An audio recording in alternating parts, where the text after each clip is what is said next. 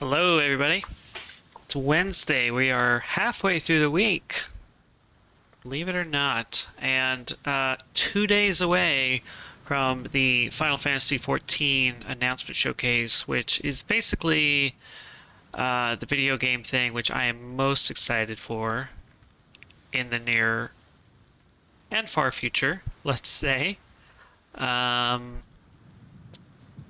yeah, hope your week is going fantastically. Mine's going pretty good, pretty quiet, which I'm fine with, to be clear.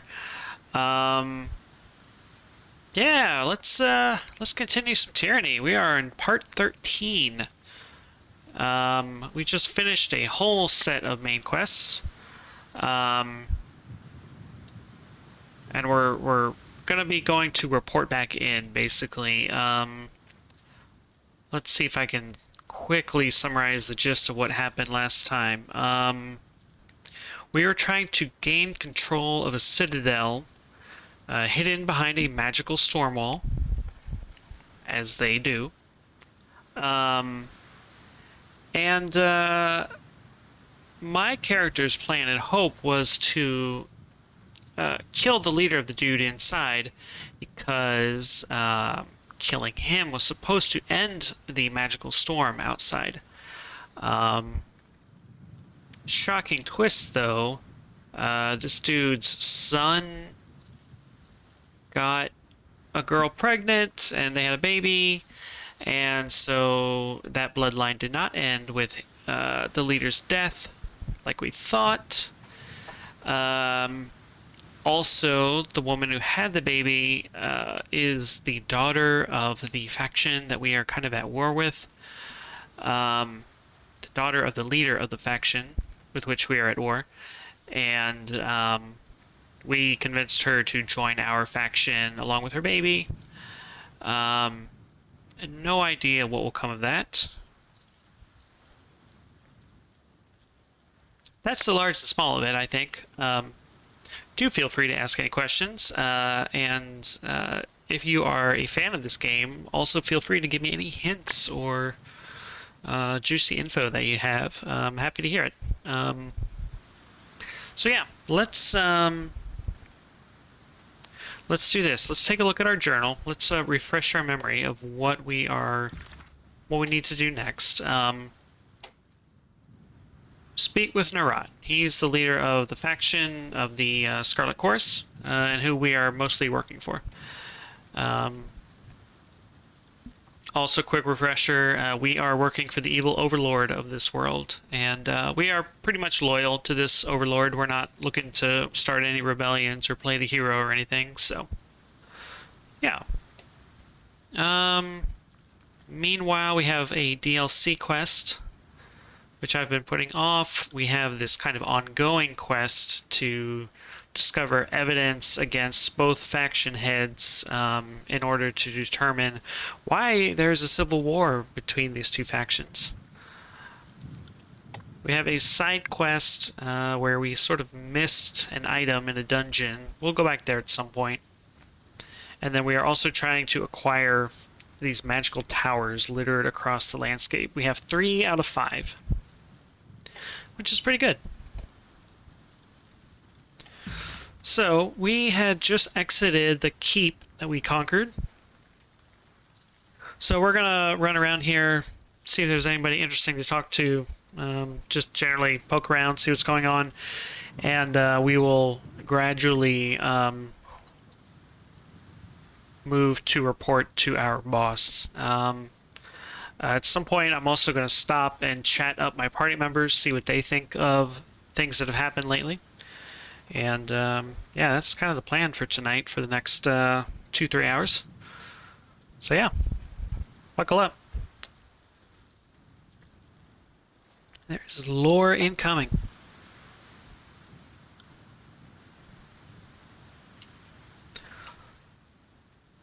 So yeah, at this point, we're just going to see if there are any NPCs to talk to or treasures to loot that we missed before.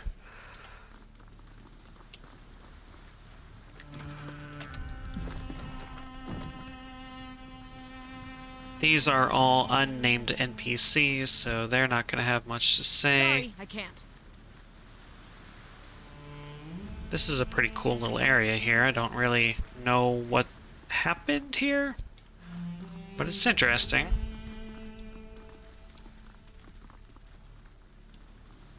So yeah, this is just the sort of post-quest or inter-quest cleanup period that we're in right now.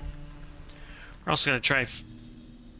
Okay, so we have a trap right here, and we also have a secret cache of goodies as well. Interesting. So let's disarm this, and then we'll grab the treasure there.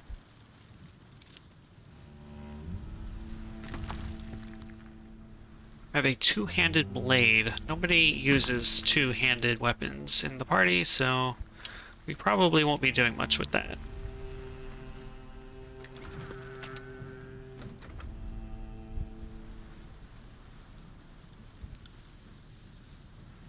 I thought one of my characters was wearing one of these merchant hats, but... Well, maybe Lantry should be wearing it, though. Okay, let's go ahead and equip that real quick. He's still got something from quite a while ago. Cool.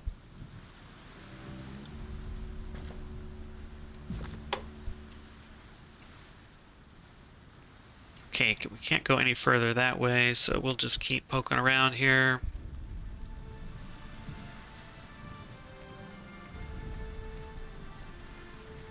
Oh, let's go up here.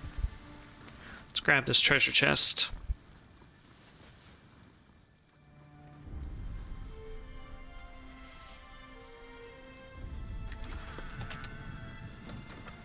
Part of me wonders how close we are to finishing Act 2. I tried to look it up online just to get some sense of how far into the game we are, and it's actually very difficult to sort of know when you're unfamiliar with the game, because Act 2 can play out in several different ways, and it all depends on the factions you sided with and the choices you made at the beginning of the game and that kind of thing. So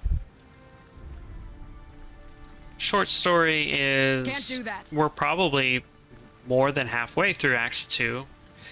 In fact, I have the sense that we're somewhere between 2/3 and 3/4 of the way through the whole game, but I'm not really sure beyond that. How to rate our progress. That's fine, though.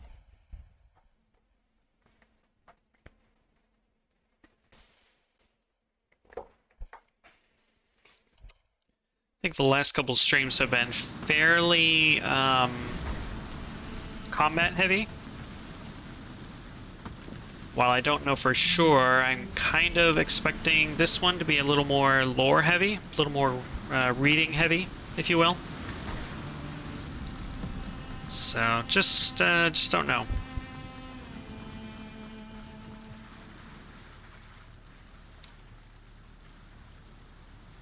Not seeing a whole lot out here.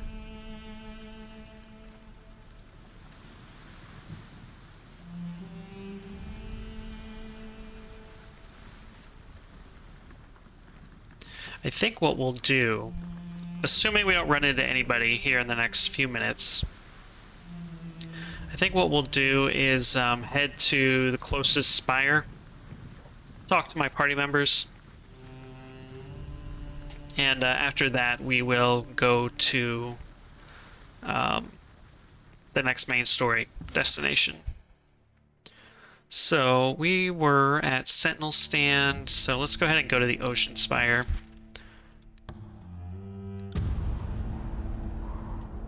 Which, yeah, I don't think that'll be too much trouble.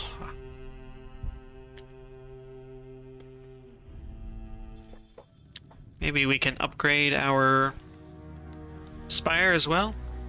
Don't quite remember. We might have some new merchants as well. Pelagius cautiously scans his surroundings like a child out past his bedtime. He notices you and gives you a quick salute. Graven Ash protects. My apologies, Fatebinder. I just find this all peculiar. Is there something wrong? He avoids meeting your eyes. In case you are unaware of Kairos' laws, entering the old walls, let alone a spire, is forbidden. Well, I'm in charge, buddy. Do you wish for me to terminate your employment?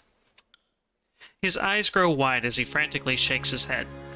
No, not at all, Fatebinder. I intend to serve you. I only ask so I may understand its... He pauses as he strains to explain himself more delicately. Legality. Okay. A fair question. The entire world is forbidden from entering the old walls ruins, never mind the spires which jut from them, so... And we are kind of a lawyer, so... We can sort of lie about it and say that, oh, Kairos gave us permission, it's fine. But let's go with, I claim these spires as tribute to Kairos' conquests. Should I need any more justification than that? He scratches the scruff of his chin. Perhaps not. He regains his composure and nods his head to you. I appreciate you clarifying this for me. I'm at your service, should you need to train in the magical arts. I would like to train. So... Lantry is kind of our prime healer, but somehow... we have a higher... Wait, unless I'm mixing up... Oh, control... Okay, let's do some double checking here. Control Vigor... Ah, this is the buffing spells that we've been using, not the healing spell like I think I thought it was when I hired this, when I hired this guy. That's okay, though. What else do we got here? Alright, so we'll just put some points into, each of our dudes here. Wow, our training is actually absurdly cheap. We're just gonna level up Lantry. Yeah, that's pretty great, actually. And we'll get my character to the same skill level just because... Okay, cool. Well, we got a level for Lantry, which is great, so let's take care of that. Let's give him more spell power. We've definitely been turning him into a glass cannon of sorts. What kind of abilities do we want to give him? So we've been boosting his healing. That's been our kind of whole deal. This is a super interesting ability. Lantry skips forward, vanishing from combat and healing. Upon his return, he releases a wave of energy that reduces recovery of nearby allies. That's pretty awesome, to be honest. But...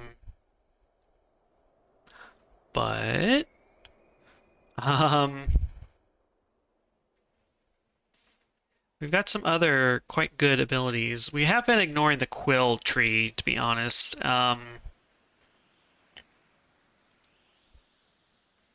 We haven't really been speccing him for his damage dealing.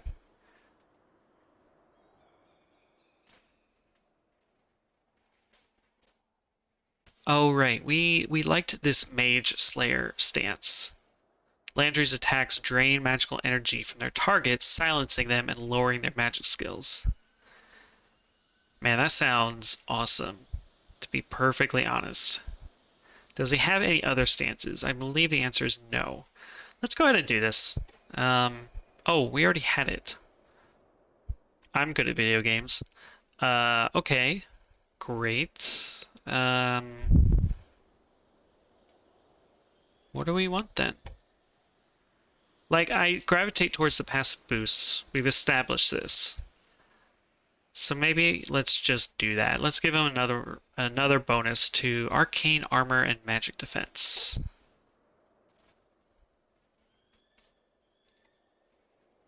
Sure.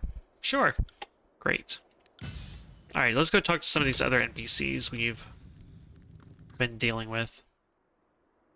Alright, I found these plans and this metal in the old walls. Can you make this for me? These are plans for the Scorn, and you have the metal we need to make it. Okay, so we have all these plans that we found that we can forge theoretically, but there are all kinds of requirements, of course. Um,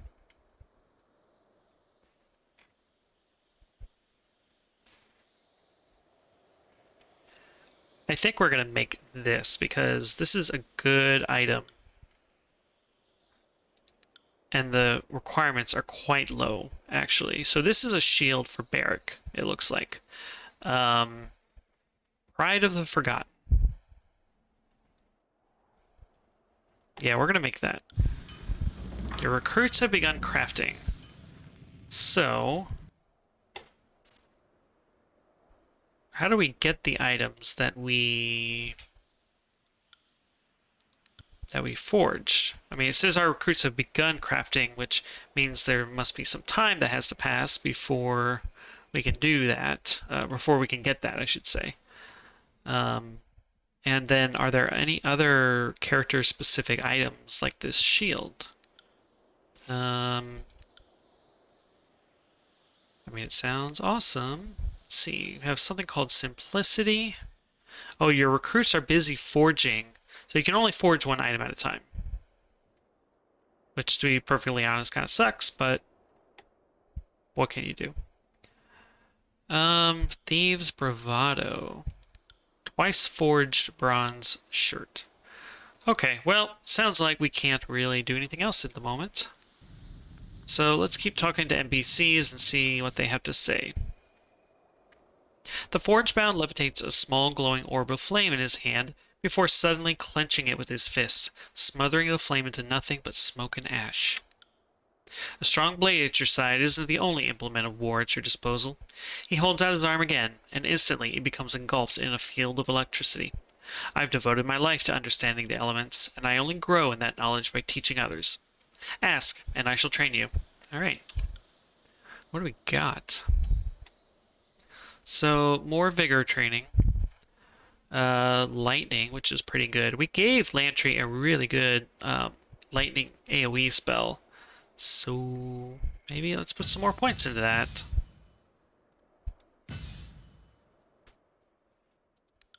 And then we've got some fire ability that we've been kind of using.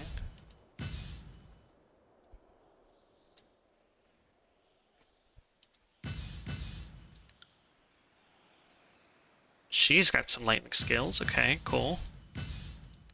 She has none of these skills, so that'll do. That will do indeed. Let's go talk to Ragus over here. The man shuffles back further towards the wall behind him, avoiding as much eye contact with the horizon as possible. Fatebinder. A large grin flashes across his face, only momentarily masking a continually worried expression. As poor time as any to mention, I'm not too fond of heights, eh? He takes in a deep breath and calms himself to the best of his ability. If I can master this fear, then I can master anything, right? Of course. Of course. Master your fears. Alright, show me what you have for sale. Some purple items. Interesting. What does this accessory do? Charred. Fire resistant. Okay. Not bad, not bad. And then just some... Oops, I didn't actually mean to take that. Stats-wise, this is identical to what I'm already wearing. Would any of our other characters benefit from this? Yes. Ebb certainly would. Lantry would as well, but let's go ahead and trade this for Ebb specifically. And then, while we're here, let's sell a couple other items. Sell all of this junk.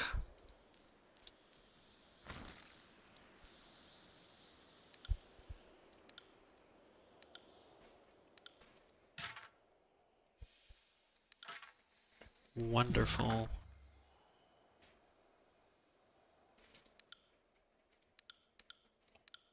He's got some old junk too. Accidentally dropped that in his inventory. His inventory. Right. I think we're good here. All right. Let's get Ebb equipped with that.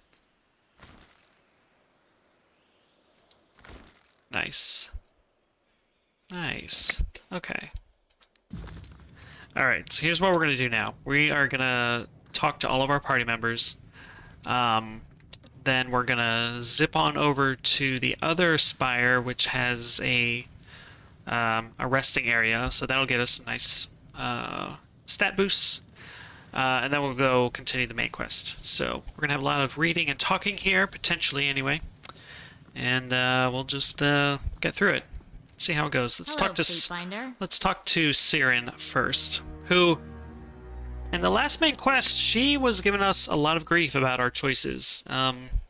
We've sided with the Scarlet Chorus, the leader of which she hates. She despises him with every fiber of her being, so she's not happy that we've been kind of siding with this faction. So we'll see how that we'll see how that works out, where this whole thing takes us. Siren greets you quietly, face drawn. Her countenance presents a world-weary exhaustion. What do you need? What do you think of your travel companions? Are we trading in gossip now, Fatebinder? Or are you collecting information to use against us? She arches her eyebrows inquisitively. What do you want to know about? Huh, apparently I never asked her about any of our companions, so let's just go through this. Tell me about Barrick.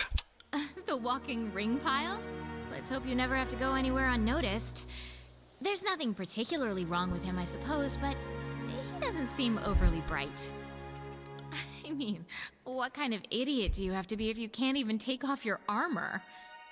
Poor Barrick. I'll admit he can handle himself in a fight, but he could use a little more up here. Siren is like 15, so you can imagine how sophisticated some of her opinions tend to be. Tell me about Ebb. She's got some power in there, that's for sure. And as long as I'm crippled, I will, begrudgingly mind you, admit she could probably win if we were pitted against each other. Although I'm more than happy to give her a try. Are you game, Ebb? Think you could take me out? I'm sorry, sweetie, I'm confused. Are you offering me a duel, or something a little more down and dirty? Ebb winks at Siren, who turns a deep scarlet and looks away. You know what I meant. Siren puts a hand on her headdress and looks at Ebb, chewing on the corners of her mouth. Oh, don't worry, dear. You're far too young for me. I like someone with a little wear and tear on them, and not just up here. She puts her hands on her head and winks again. Though I suppose I should watch myself around her. You never know how people will react to a challenge. Well, tell me about Kills in Shadow then. I'm not entirely sure what to say. I don't think much of her because I try not to think of her much. Have you seen the way she stares at me? Is that a smile? Or is she hoping I let down my guard so she can tear out my throat? Beastmen are too hard to read. Their thoughts are all blood and rending and rutting. And then it goes from death and blood to love and care, or whatever constitutes love and care to a beast woman, which could very well involve blood and rending and rutting. It's all very confusing. I don't hate her, but she has the uncanny ability to make me uncomfortable without knowing exactly why I feel that way. That's fair. Kills in Shadow is extremely entertaining. But she's also like a werewolf, basically, so a little disconcerting to be around. I'm jealous of him. I've heard so much about the Vellum Citadel, and he actually got to see it before all the unpleasantness. Excuse me. Don't inhale your tea. I don't recommend it. She trails off, a sour expression on her face, her wiggling fingers miming tiny explosions. The sheer amount of power lost that day is only dwarfed by the amount of power required to cause the destruction, and the power to stop it. The sages have my respect. And, by extension, Lantry. Although, I'm not overly happy it was sage magic they used to bind my tongue when I was a child. I can hardly hold him responsible for that. How kind of you, my lady. It's heartening to hear that someone of your immense station considers a lowly sage like me to be worthy of your attention. Lantry performs a deep bow to Siren. I think he's being sarcastic. Although not all sages are necessarily worthy of praise. Some are a little overly fond of excesses, of one kind or another. She arches an eyebrow. Tell me about Verse. That bitch? Ooh. I'd walk her off the spire if I knew I could get away with it. I don't know why you even waste your time with her. Okay, took me back, but I know why, because Verse is a member of the Scarlet Chorus, who again, Siren hates. Oh, don't give me that look, Verse. I'm not gonna pretend to like someone I don't. At least you know where I stand. Subterfuge is so low class. Oh. Trust me, you manipulative worm. The feeling is mutual. And I find it ironic that you find subterfuge low class, considering how you get inside people's minds and fuck them over. If I could get away with it, I'd put a blade inside that pretty little head of yours and twist until your mind was as scrambled as those you invade. How vivid. Siren turns to you and makes a little see what I mean gesture at Verse. She's rude, violent, base, impatient, and entirely pointless. You should keep much better company, Fatebinder. You asked me what I thought. I can't help it if the facts are painful to swallow. She sighs and shrugs. Kids these days. What do you need? Alright, what do you think of the state of the world? I can only imagine. What is there to say? Kairos' two major leaders can't stop themselves or their armies from fighting like a bunch of children.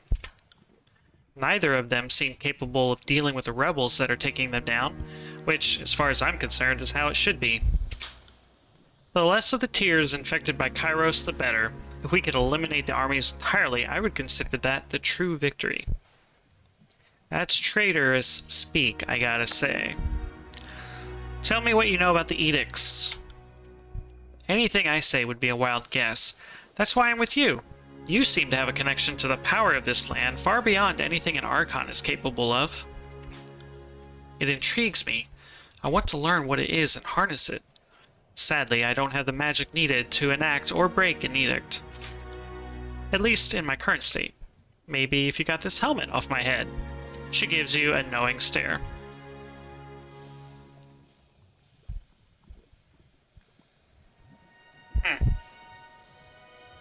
You're an Archon, you must know something about edicts, Siren. You'd think that, wouldn't you? With all my training and education, Kairos left a very big void in it all. Almost like it was intentional. Alright, let's talk about something else. What do you need?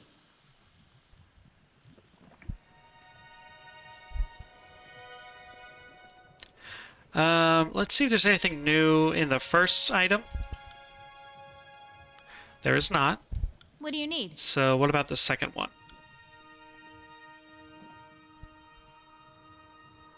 Alright, let's just finish these. What can you tell me about the Scarlet Chorus? If I never talk to another chorus member my entire life, I will consider it a success no matter what else happens. She folds her arms across her chest and levels a steely gaze at you. Then I'm thrilled to turn your attempted success into a constant failure. I'll try to talk to you more often. Oh, Verse, anything that helps numb me to the droning sound of your voice. Now, do you mind? I'm speaking with the Fatebinder. What do you want to know? When we met Siren, she was basically attached to the Scarlet Chorus, so she spent a lot of time with them. So, first question, you weren't a member of the chorus? What? Absolutely not. The only reason I worked with them is because I was being forced to. Once Kairos had this monstrosity placed on my head, I really had no choice. I'm not powerful enough to force them to let me go. and they had the numbers to overwhelm me if I tried anything. So I did what I was told, until you showed up. What was it like working with them? Well, at first I was treated like a queen. I spent all my time recruiting, and let's be honest, the Scarlet Chorus isn't choosy, so it was easy to convince people to join. Toward the end, I actually started fearing for my life. With this thing on my head, I couldn't effectively control an entire army, so hobbling me was quite an intelligent thing for Kairos to do. The headdress that she's wearing kind of limits her magical potential. If anyone had realized I couldn't hold all of them back, I would have been in big trouble. Your little stun at Vendrian's Well couldn't have come at a better time. So what do you think of them? Oh, I think we know. I'd have thought my look of disgust kind of answered that question, Fatebinder. Yeah. They're a worthless, hopeless, disorganized bunch of savages who soon will tear themselves apart from the inside. What's your opinion on their methods? I can only imagine. They randomly grab anyone and anything they can get their hands on and hope they'll work if they beat them enough. Sounds like the makings of a fantastic army to me. I'm repulsed by them and everything they do. Narad is a disgusting excuse for a leader, and I look forward to the day I can watch the life drain from its insane eyes. Alright. So tell us about what you know of the Disfavored. I really don't know much about them, Fatebinder. I never got a chance to work with them, so I don't think I'll be much help on this topic. Well, what do you think of Graven Ash? He seems capable enough. He's organized and truly seems to care about his men, contrary to practically everyone else I've met here. Have you seen them in action? Briefly at a few of the battles during Kairos' conquest, but Narad liked to keep me locked up tight, so I never got a good look at them fighting. You never worked with them then? Not directly. I have been used to inspire people occasionally, and the Disfavored were in those groups. But if you're looking for anything of merit from me on the Disfavored, I'm not going to be much use to you. Alright, what about the other groups in the tiers? Tell me about the Stone Stalker tribe. Not even worthy of my attention. A beast is a beast, and you can't ever make an animal be anything more than what it is. That's harsh. I gotta say. Humans are also animals, yep. Same as Beast Woman. Only are smaller, weaker, die easily, so Beast Woman guards pack mates from predators with rending claws and killing teeth, keeps pack mates safe. She hunches low to the ground and ducks her head. Yet always pack mates are snipping and snarling at Beast Woman. Okay, so maybe that was a little harsh. Let's just say that in my brief life I haven't had much experience with the Beastmen, so I haven't had the chance to form much of an opinion on them. Better? Yes, that is better. Kills and shadow forgives, little songbird. Still likes chittering Archon. Oh, that's sweet. She laves her tongue over her fangs, watching Siren with the intensity of a cat eyeing a bird. Alright, Siren, tell me about the local rebel groups. Tell me about the Vendrian Guard. Are they even still pertinent? After the events of Vendrian's Well, I would have thought no one would want to talk about them anymore. That's true. Tell me about the Unbroken. I haven't had much exposure to them. Ash was intent on dealing with that problem, so they didn't ask for my help. Tell me about the Bronze Brotherhood. They're not the most helpful people, but they seem like they want what's best for Lethian's Crossing. Plus, it was a lot easier for me to recruit my own followers with them around. I didn't have to worry about anyone being taken by the Scarlet Chorus or killed by the Disfavored. Tell me of any of the mage guilds. Generally, I don't like throwing in with other mages. I've not had a good experience with them in the past, so I keep my distance. And they're so demanding. You ask them, very nicely I might add, how to cast a spell, and they insist they're not a charity, and they're not going to hand over their secrets out of the goodness of their heart. Right, like there was anything good about that one. And I didn't even use my magic on him. That's gratitude for you. She trails off and gives you an intent look. Suddenly, your head feels like it's too small for your brain. She closes her eyes and takes a breath, and the feeling dissipates. Scary. Well, tell me about the sages. I can't say I'm too happy with them, since it was their magic that bound my voice when I was a child, but they are an influential group with infinite knowledge. At least, they were. Can you imagine how powerful you could become if you had access to their collections? Tell me about the Earthshakers. Incredibly powerful, but strangely focused in their studies. Why would you want to pour your energy into one thing? Branch out. Magic they're missing out on is incredible. Tell me about the Forgebound. Forgebound are making our weapons for us. The group that Kairos used to make my hobble, the less I have to think about them, the better. They might be good craftsmen, but unless they craft me a way out of this prison, I'll let you deal with them, thank you. Okay.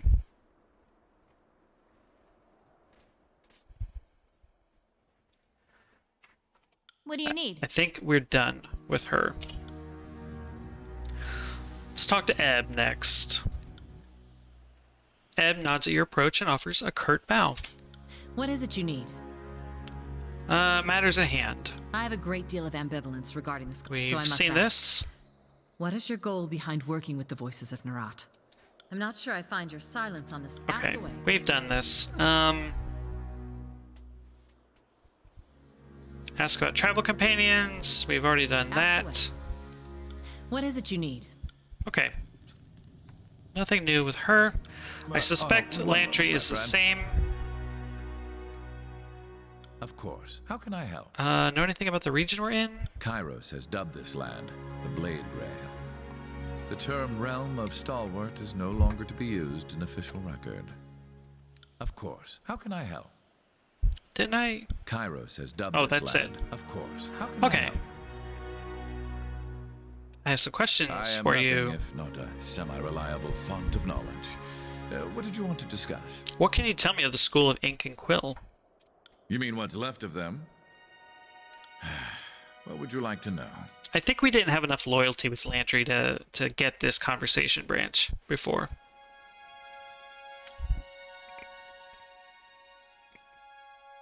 You know, I think I just noticed the character portraits here.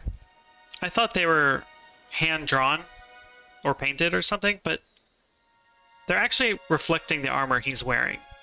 Like, he has that goofy hat that I just put on him. I didn't realize that. That's cool. When you're zoomed out in this game, you don't really get a sense of what the art style is like, but it is actually kind of a nice, painterly, stylized art style. You know, the character creator, you know, that was very apparent, but I kind of forgot about it, but this is actually showing off that art style, which is kind of nice. So, anyway, I learn something new every day. What is the core philosophy of the School of Ink and Quill? The sages are archivists, academicians, and arcanists. Our mission is to preserve the knowledge of today for the good of tomorrow. Though we are known for our magic, few realize that most sages concern themselves with scribal work. Only a select few have the talent or focus to work the sigils. Each sage benefited from the scrolls of learning that came before him, and so each sage must repay this boon by gathering, authoring, or translating new texts to the stacks. This is the deep lore, I gotta say. But all that's a bit generous. It's no secret that the sages were far more happy to add knowledge than to share it. That's fair. Alright, why did the sages resist Kairos, the Overlord? Why, indeed. As historians, it is our place to document, not direct. Let others rage and resist. Ours is the duty to record.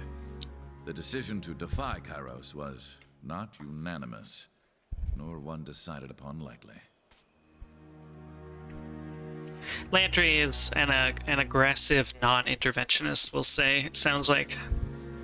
The laws of Kairos would forbid much of the knowledge contained in the Vellum Citadel. The elder sages feared, rightly perhaps, that the Overlord would put an end to our tradition of stockpiling knowledge. The Battle of the Vellum Citadel was a battle to preserve knowledge, but our actions will be remembered as treason against the will of Kairos. This was something that happened in the very beginning of the game, where we were sort of making choices to choose how the setup of the game would be at the start. So we didn't participate in this, but we knew about it. Tell me a bit about the school's history. The sages trace their days to a generation after Five Wives, when the first settlers moved west. The Vellum Citadel began as a scholastic retreat, slowly blossoming into the finest library in the continent across the generations. The Five Wives is a name for both the historic landfall of seafaring human settlers on the Tiers, as well as the name for the archipelago where the first settlements were founded. Okay. The centuries fly by, and suddenly, the Vellum Citadel is the definitive archive in the Tiers. The sages branched out into carrying missives for wealthy clients, training noble children to read. The peasants may have feared us, but we remained useful enough to the kings and queens of the Tiers to avoid war. When Kairos came to the Tiers, that's when our hubris came back to haunt us. The Elder Sages, the other Elder Sages, not I, believed our spellcraft was enough to ward off any siege. Well, we know how that turned out. Yeah, we lit their library on fire, is what we did. But we gave them a warning first, so balances out, right? What sort of sigils do the sages practice? Traditionally, we use magic only so that we may observe and archive. So that means magic of concealment and protection. But, in truth, we have amassed a great wealth of knowledge. Before the Vellum Citadel fell, any given subject of magic had at least one sage practicing it. So you're admitting you had at least one agent of yours studying the magic of the Tidecasters? Interesting. Well, I mean, if such information had fallen into our hands generations ago, we'd be fools not to... Not to suckle off that ill-gotten teat of knowledge? Filthy word whores of the worst degree. The Edict of Fire wasn't half of what you deserved. Wow. I think I missed that Ebb was harboring this resentment towards the sages.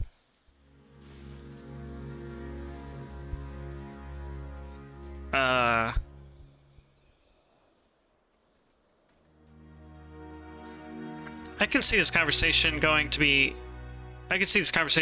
very constructive places. Both of you drop it. What would you like to know?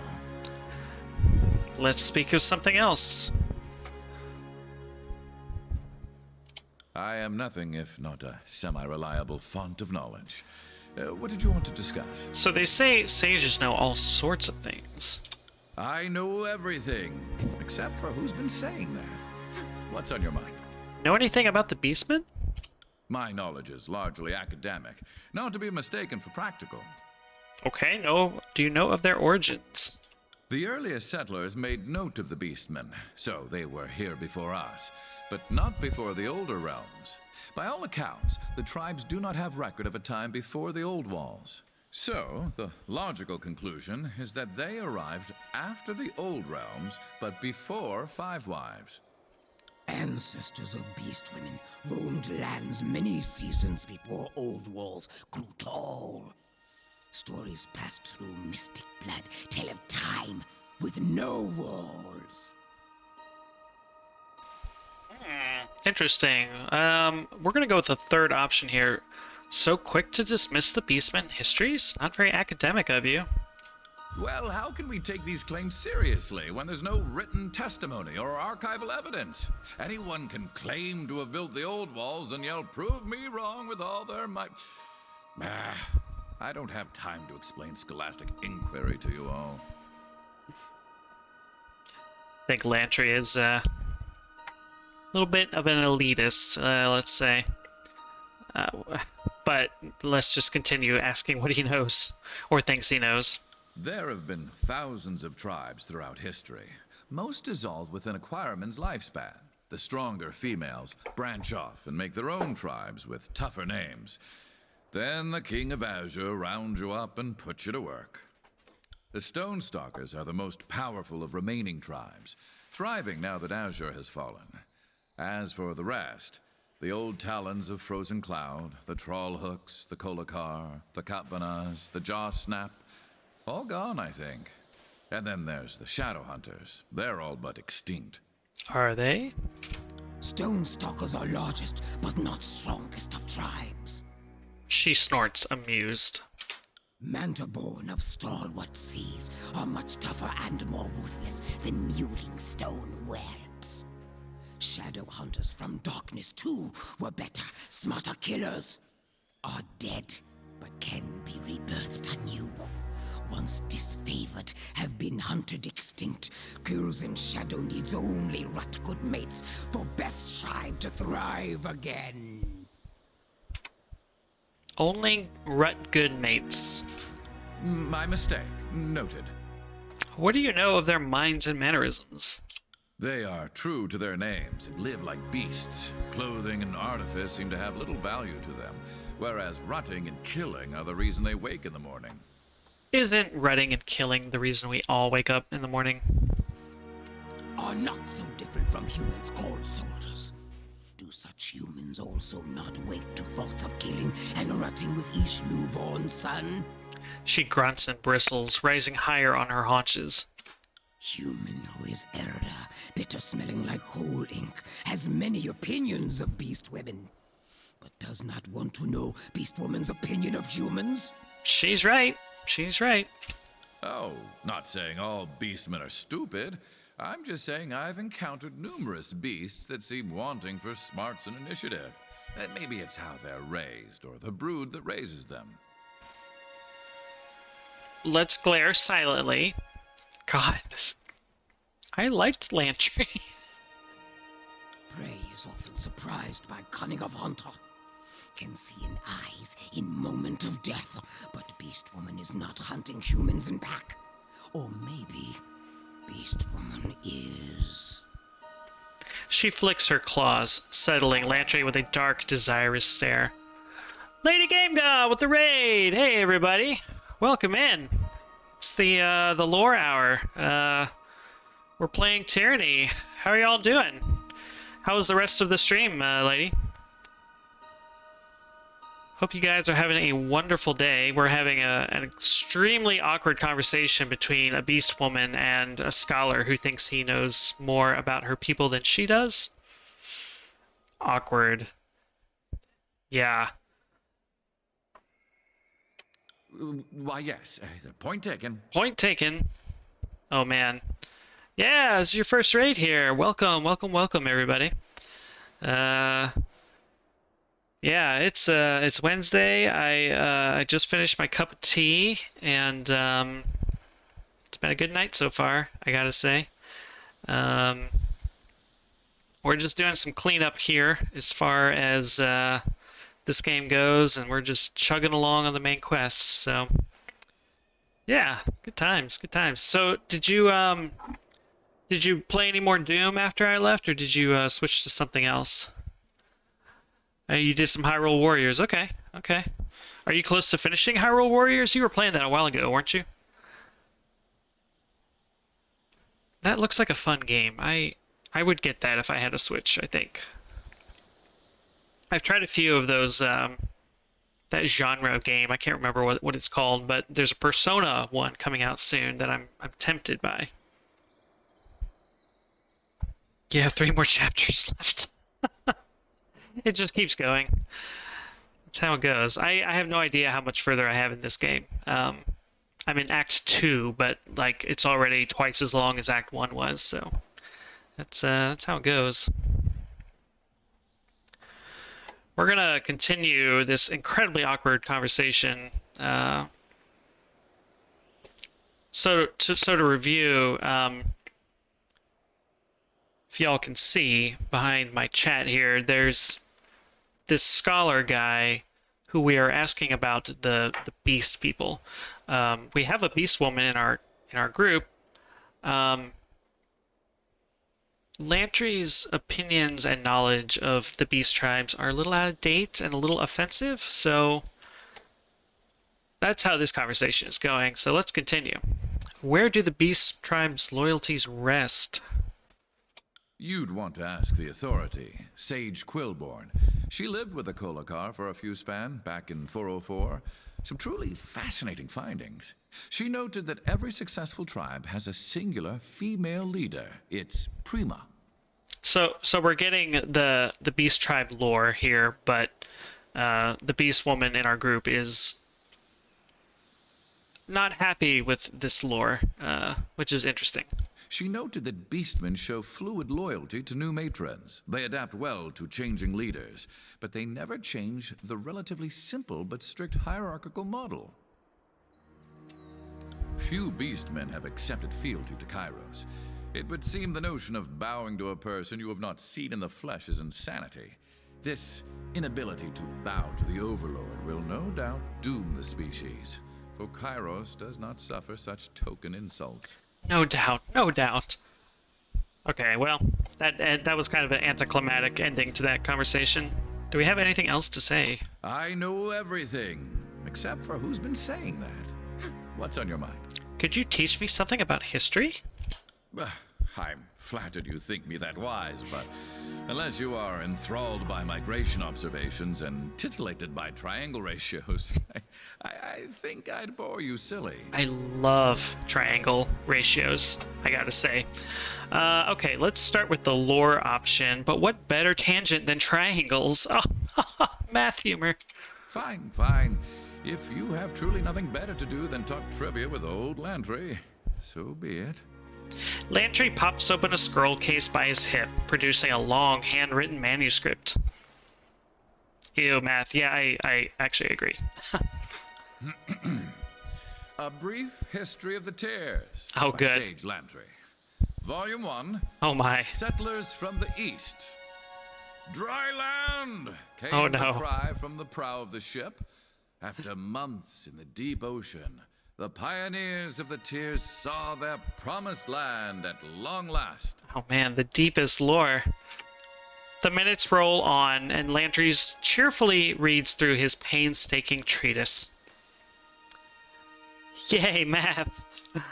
Okay, we will listen politely and reply with fascinating. Volume 3, years 90 to 94. If you thought 88 was a crazy time when everything changed, wait until 91. Haunting memories of Tunon's lectures creep into your mind. Really, do go on. Well, if you enjoyed that, you're going to love Ratios of the Sun. Yes! So, by using the shadow of a staff at noon as a starting point, I use triangles to show a relation. Holy shit. Unlike Tunon, Lantry cannot kill you for walking out of a lecture, and unlike Tunon, Lantry has to eventually sleep. You've experienced worse. But were your two measurements far enough to derive a parallax? Ah, I knew someone would ask that. And yes, so here's my proof. Sage Winding Script shows a relationship between all half-square triangles. Gasp. I have a diagram somewhere. From time to time, the wind picks up. The howling, biting breeze offers a momentary respite from the deluge of blather. The deluge of blather. That's... If I make, like, a really terrible prog rock band, that will be its name. The deluge of blather. So if that's correct, you could estimate almost any length from a known angle. Holy shit, all the geometry is coming back from 8th grade. Yes. Way to steal the concluding reveal from me. But yeah, that's about the gist of it. Now, if you'll excuse me, I think my voice needs a rest. Thank you for the rousing conversation. Oh, anytime. Alright, guess we're done with that. It's a quick save. Let's go chat with Kills and Shadow over here. I don't know if she'll have anything new to say, but we'll find out, I guess. Kills and Shadow watches you, unblinking, black pupils dilating wide across her crimson eyes. She parts her lips as she scents the air. Alpha smells good. We smell Makes good. Beast woman want to hunt, kill. Fate binder wants beast woman. The reek of an unwashed feral animal, bloodied and battle-worn, swathes you like a wet blanket, and you breathe through your mouth to keep from retching. Yikes. Had any good hunts lately? Good, yep. And many more than 5. The beast woman flexes and curls her claws in the air, the pitch blackness of them suddenly striking, a stark reminder of their power, their ability to kill. Went to prowl length of old walls during dark of nightfall. Killed many pained, but could not kill all. Bane or strong, tough hunt even for beast women. Had to run, flee. Nice. Okay. Well, that's all she has to say. Let's go talk to Verse next. At your service, Fatebinder. Verse bows with an added flourish. What do you need?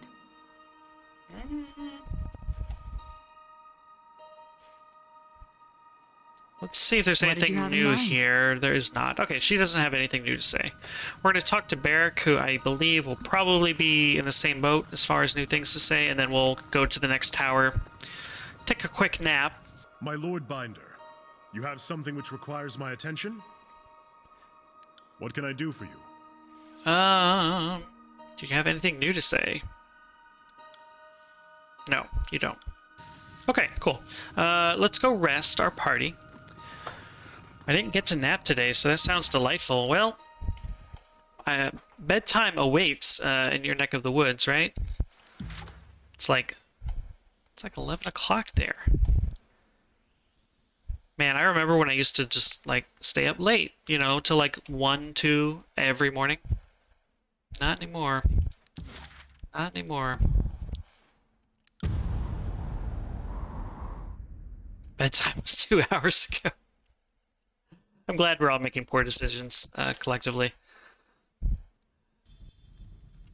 Okay, is this where... Yes, this is where we can take a nap. Let's go do that.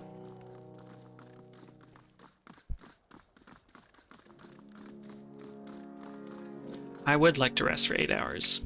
If it's nighttime, I might rest again just to, well, it's like dusk, I guess. Alright, we're gonna go back to where we just came from, because I think that shield they are forging for us should be ready. Ocean Spire. Yep. No worries, Older Than Joe. Thanks for stopping by as much as you did. I appreciate it.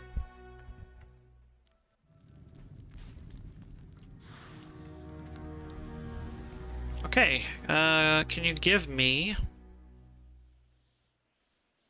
Where do I pick up this shield y'all are making for me? Whoops, didn't mean to click that. Alright, let's see here. So we're at the sun. Oh, we are still researching it. Alright, fair enough. Joel, you have a great night. Okay. Okay, so next stop then is main quest time, which means we are heading back to Cacophony.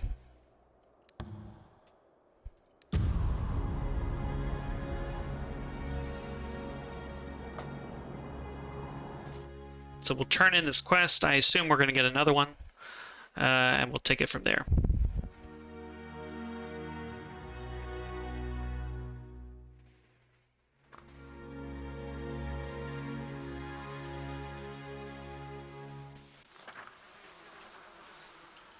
Ah, yes, this delightful little zone. It just got a pop-up, and I don't know what it was for. Oh, it's probably saying that our shield is done being forged. Okay.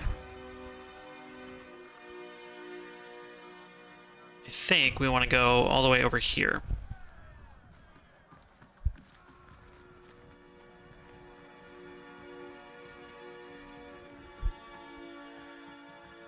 Yeah, here's our guy.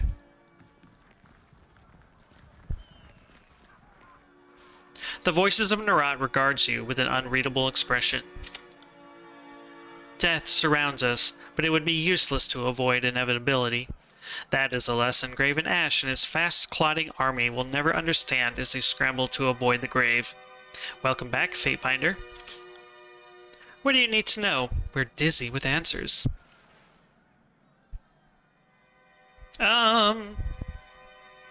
Let's just report on my activities.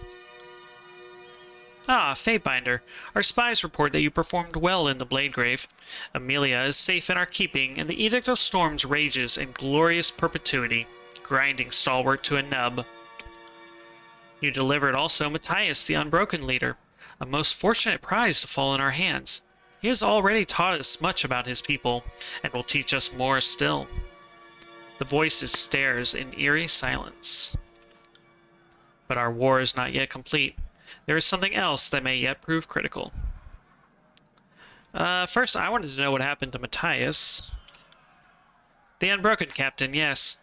Only quick reminder, Matthias is the guy who goes by the name Matthias Brownbottom. Let us not forget all he has been through in our adventures. Only an individual of surprising will and tenacity could survive the rigors of the Blade Grave so long without falling into our hands. What would you know of him? I see that he's been put on a spike. What? Really? Oh, that sucks. Poor Matthias Brownbottom. Yes, after we shared a lengthy discussion about the politics of Old Stalwart, the tenacious captain thought himself beyond his station as a guest of Cacophony. A simple disagreement followed. This game is fucking brutal. Holy shit. He was an alright guy. And actually, this might be him right here, right above the camera. We'll go take a look after this conversation. We took it upon ourselves to interrogate the good captain, and in time mutually agreed to part ways. We chose life, and you see the captain before you. He's clearly dead. Do you call that parting ways? As Tunon's Fatebinder, we would have thought you proficient in the art of diplomacy. The bandying of words, hidden intentions, meaning upon meaning. It's all built on subtlety. In this case, the captain is dead. Had he chosen differently, he might be alive. We leave him here as a totem of causality for others to ponder in their travels, just as you are now. The green flames wreathing his mask flare up in a pair of arcs. You've done this before. Ridiculous, Fatebinder. If we spiked every prisoner to our heart's content, the ranks of our mighty army would be exhausted to the last man before the next full moon. I feel like his face changed there and is a little more scary, but maybe I'm imagining it. The good captain gave much of himself before the end. His sacrifice was not in vain. Even if we don't have his rallying call, we have learned enough about the Unbroken to bring them into the fold. Did he give so much that it hurt to take his mind?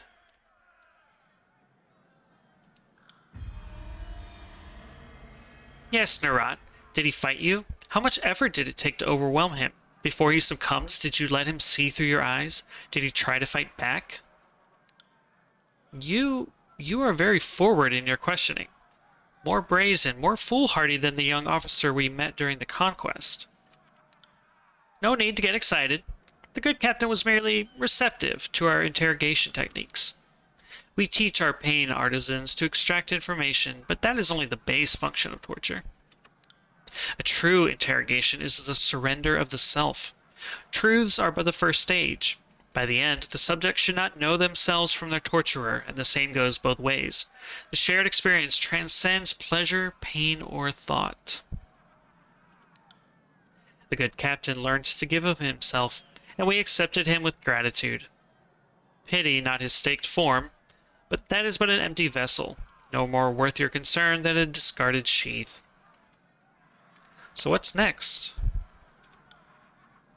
The time has come to handle matters in our home region. As you have no doubt noticed, the Edict of Stone has wreaked havoc on these once fertile lands. Our Scarlet Chorus recruits return from the war hungry for provisions, but we have none to offer while the lands are thus blighted. The Archon Cairn lies in the Stone Sea, clinging to life with both of his petrified claws. If he would simply allow death to take him, the edict would be resolved and our troubles at an end. Kill the incompetent fossil however you can. He is flanked by adoring Earthshaker mages, but they should prove no challenge to the likes of you. Find our agent, Misery, in the ruined city of Halfgate. She will instruct you further. She has disappointed us to no end with her performance in the region so far.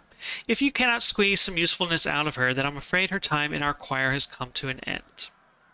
Alright, so our next quest is to end this edict in this area. That's throwing this region into geological chaos. Tell me about the Edict of Stone. Kairos brought down the edict to execute the rebellious, misguided Archon. It would seem Cairn is just tough enough to endure the torment of the edict, but only barely. And while the Archon persists in surviving, the edict ruins the land. If Cairn were to be put out of his misery, the Edict of Stone should subside. We could then set our serfs to toil and grow a bounty to feed our ever-growing chorus. Okay, tell me about the Stone Sea. Our wretched little home was once the breadbasket of the realm. These days, it is a pitted and treacherous catastrophe waiting to happen. An improvement, we think, but hardly a convenient one. A tribe of beastmen roam these lands, unshackled from the bonds of their human masters. These days, they have no love for our kind, so take care. Okay, so I think we'll want to add Kills and Shadow to the party. Maybe something interesting will come of that. I don't think I've actually played with her in the party yet, so that'll be a nice change of pace. How is Cairn able to endure the Edict of Stone? Cairn is hardly the deadliest Archon ever to walk Teradus, but he's certainly one of the toughest. His refusal to die, even in the face of Kairos' magic, is an impressive display of defiance, but an utterly futile one. And he clings to life by a mere thread. Unable to move, unable to speak, truly a sad state that only a traitor deserves. Killing him would be a true act of mercy. Your good deed for the weak. Alright, what tribe of beastmen? They call themselves Stone Stalkers. Strong, willful, and reeking of sex. We can't help but adore the creatures. We long for an opportunity to learn from one of their mightier specimens. We had in mind their prima, a fearsome mystic known as 100-Blood. Alright. Have I sent you anyone who didn't end up on a pike or missing? That's a good question. What a ridiculous question, Fatebinder. We're horrified that you would even ask. Audacity doesn't suit you at all. The flames about his collar form sharp angles, and he says nothing more. Okay, we'll head deeper into the Stone Sea. Don't forget to bring us a souvenir of your travels. Cacophony has its charm, but we are always seeking outside amusements. Creepy. Okay, I think this is Matthias Brownbottom over here. Matthias Brownbottom continues to live up to his name, having soiled himself horribly during his final moments of life.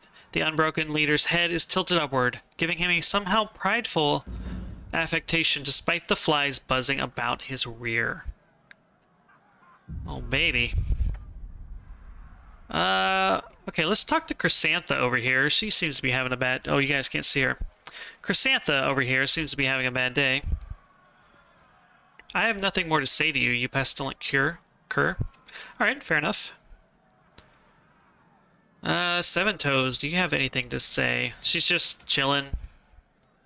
Glad to see you're still alive. Cacophony needs good, determined blood like yours. Grinning, Seven Toes raises a fist in salute. What do you need from me? Do you need help with anything? Do you have any side quests for me? I might have something for you.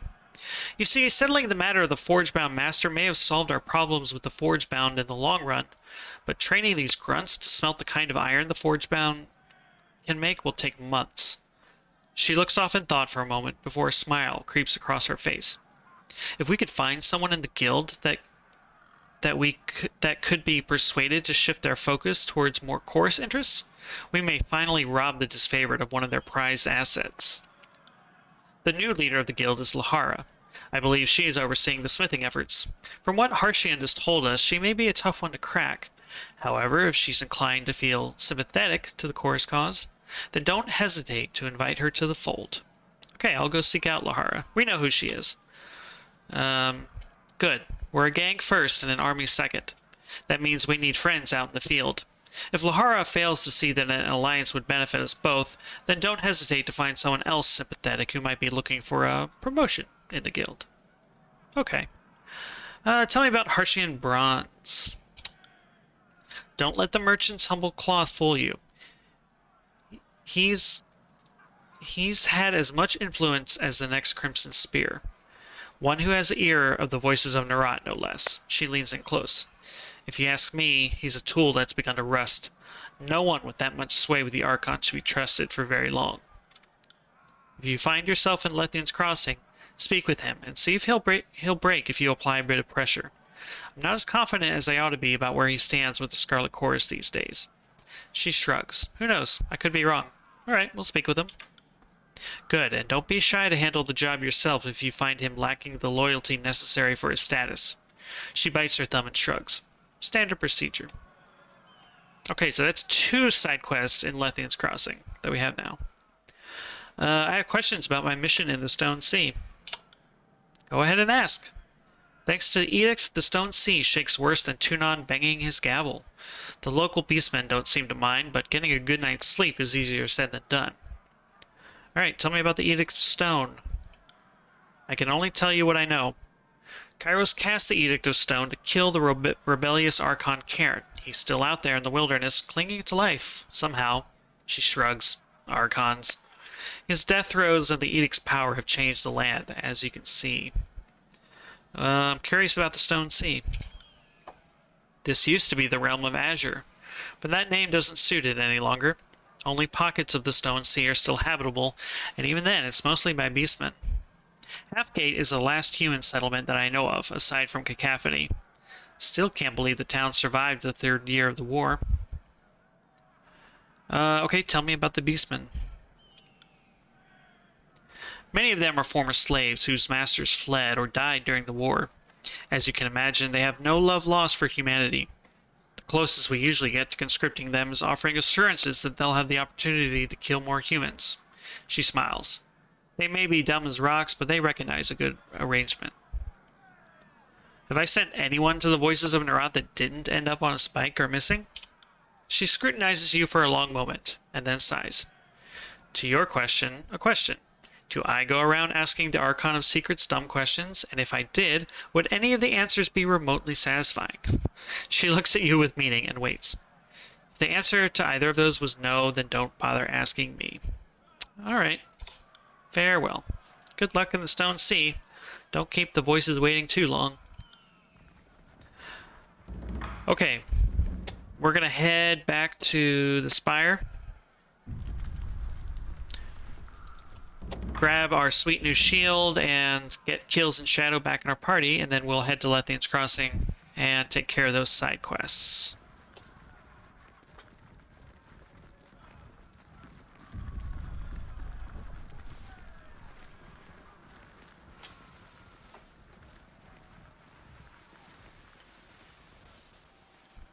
Just waiting for them to go. Trot, trot, trot. Okay. So we need to go to, let's see. Let's go to the Mountain Spire, and then we'll just warp to the Ocean Spire.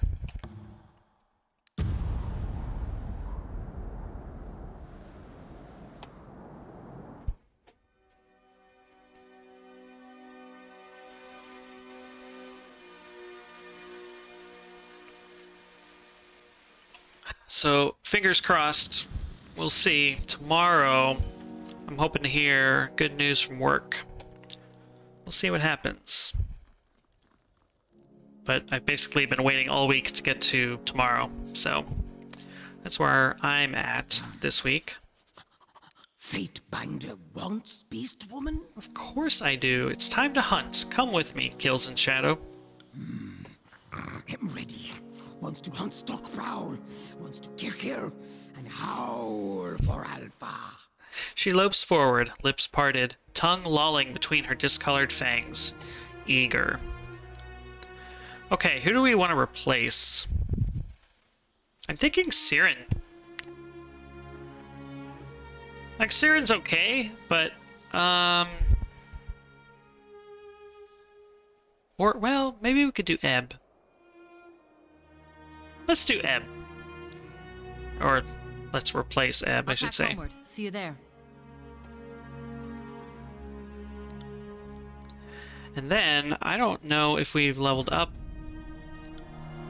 We haven't leveled up this character at all yet. I don't know how I missed that.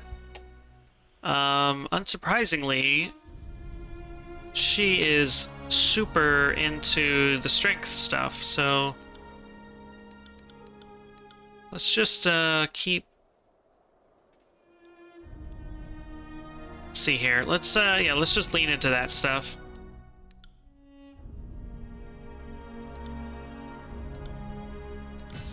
Okay, that's all wonderful. Actually, what kind of gear does she use? She doesn't. I mean, she can use weapons, it looks like. But, like, I can't drop armor on her. So, as far as accessories go, why don't we just give her the Frenzy one? Where is that? Oh, did I get rid of that one? No, this one. Minus 15 recovery time while has wounds. Alright, that sounds good. Sure, why not? What is this one? Plus 10% damage, but loses health every 3 seconds. That's a bit more high risk, high reward than I think I want to go for. Alright, let's give her some potions. Let's give her some more potions. Let's give her some armor. Armor stealing potions, I guess. Let's give her some cheese for the win. Some extra vitality, sure. And we'll just give her that, because why not? So she can wield a weapon, it looks like. She's got like one-handed weapon skills. So let's see what kind of actual ability she has, because I don't know. So she can leap on a nearby enemy from stealth, damaging all enemies in the area. She can strike forcefully with a weapon. Okay. She can roar at enemies in a cone.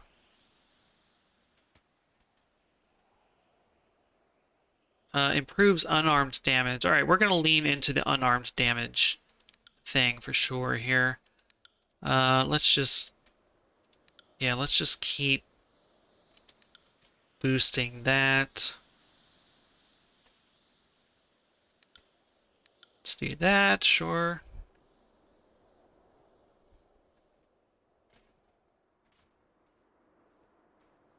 So we're going to have to sort of learn how to use her from stealth, because that's kind of her deal, is stealth.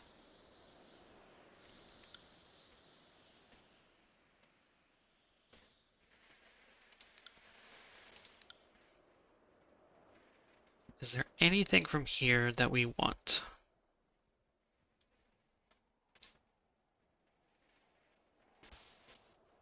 This grants a heal over time effect. Okay, let's take this back. Do that and do that. Okay, cool. We'll see how this goes. I haven't really been using stealth too much, but well, we'll see. We'll see. Okay, and now let's warp to that other spire so we can pick up our new shield.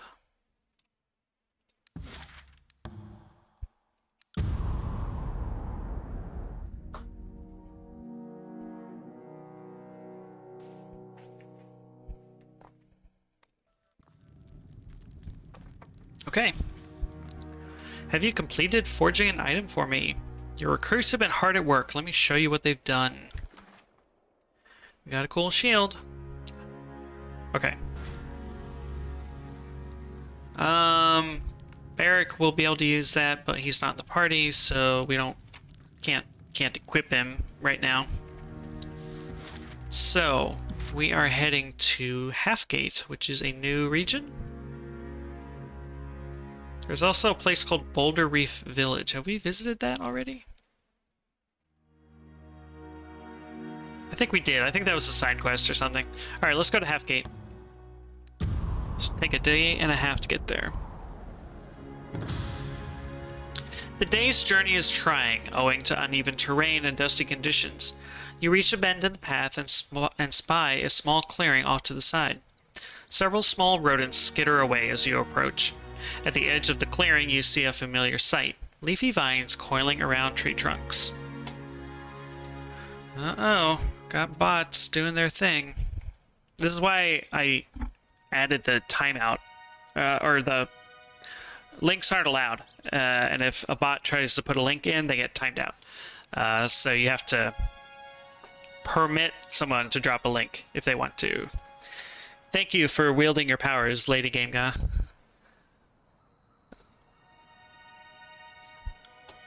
As before, hundreds of thin yellowish-green stems sprout from the vine, a collection of stiff bristles and elongated hairs, each with a cluster of bright orange berries. To memory, you don't notice any significant difference between these plants and the ones you've encountered previously.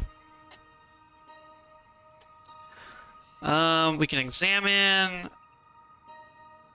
We can just eat them. Alright, let's examine. This is like the 4th berry-related encounter we've had in this game. Clustered together in tight drupelets, the berries vary from bright orange to a yellowish-orange color. The size of each individual fruit differs slightly between bristleberry and bristlebane, but it's very difficult to determine without the two side by side. So let's examine the vine's leaves.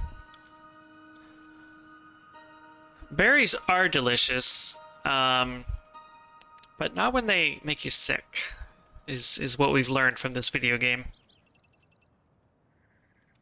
I'm gonna have to go with blueberries. I gotta say, blueberries are the best, but I will say that strawberries are a close second.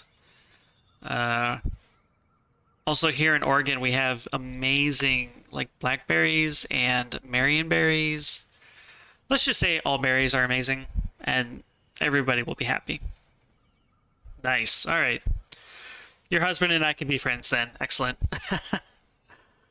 The leaves extending from the main vine are bright green and lobed, with edges resembling undulating hills. This matches an old saying you recall about the berries. Leaves like hills, safe from chills. Leaves like rain, unending pain. Well, sounds like we can eat them. But let's rub the berry pits against our skin. Better to test with your skin than your stomach. You break off a cluster and mash the berries between your fingers, revealing the tiny pits inside. Working in slow circles, you rub them against your arm for a few seconds. Your skin remains free of any stinging rash, which you take as a good sign. Let's eat them. You adopt a cautious approach, filling your pouches with berries while eating only a single cluster. The fruit is sweet and tart, surprisingly juicy for its size, and the thought of immediately eating another handful is tantalizing. But you restrain yourself. With the stream as your guide, you follow the dense forest and eventually reach the main road with little difficulty. An hour later, you feel a disconcerting tightness in your intestines, one that escalates in intensity with each step. Your stomach churns and the pressure in your belly intensifies, your guts seemingly trying to coil into knots. As a cold chill washes over your body, you recall the small rodents bounding away in the clearing. Their droppings must have contaminated the berries. An astute guess on your part, but one made far too late. Womp womp. Beads of sweat coalesce along your brow, and your intestines begin to burn. The pain is intolerable. You have barely enough time to depart the road and duck behind a tree before you empty your innards in opposite directions simultaneously, coating the nearby trees and shrubs in a violent, bloody, and seemingly unending spray. The stench alone makes you vomit again, forcing you into an unfortunate cycle of nausea, release, and repeat.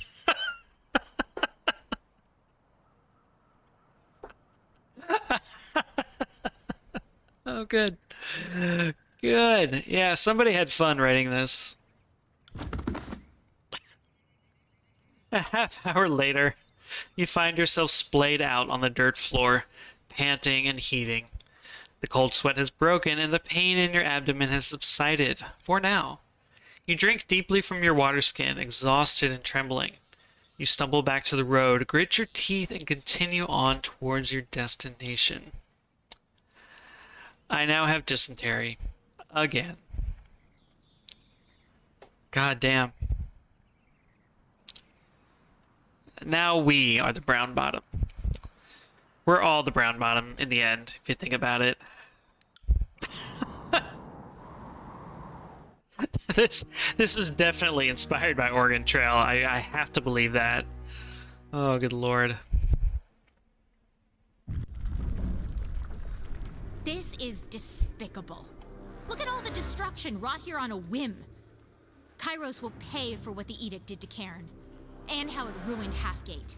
And it didn't even give Cairn a reasonably swift end. But I'm sure that's intended. Kairos would turn on a trusted aid if it provided a tactical advantage. Anyone who places their trust in the hands of a monster is asking for betrayal. Cairn was a fool, but he did not deserve what happened to him.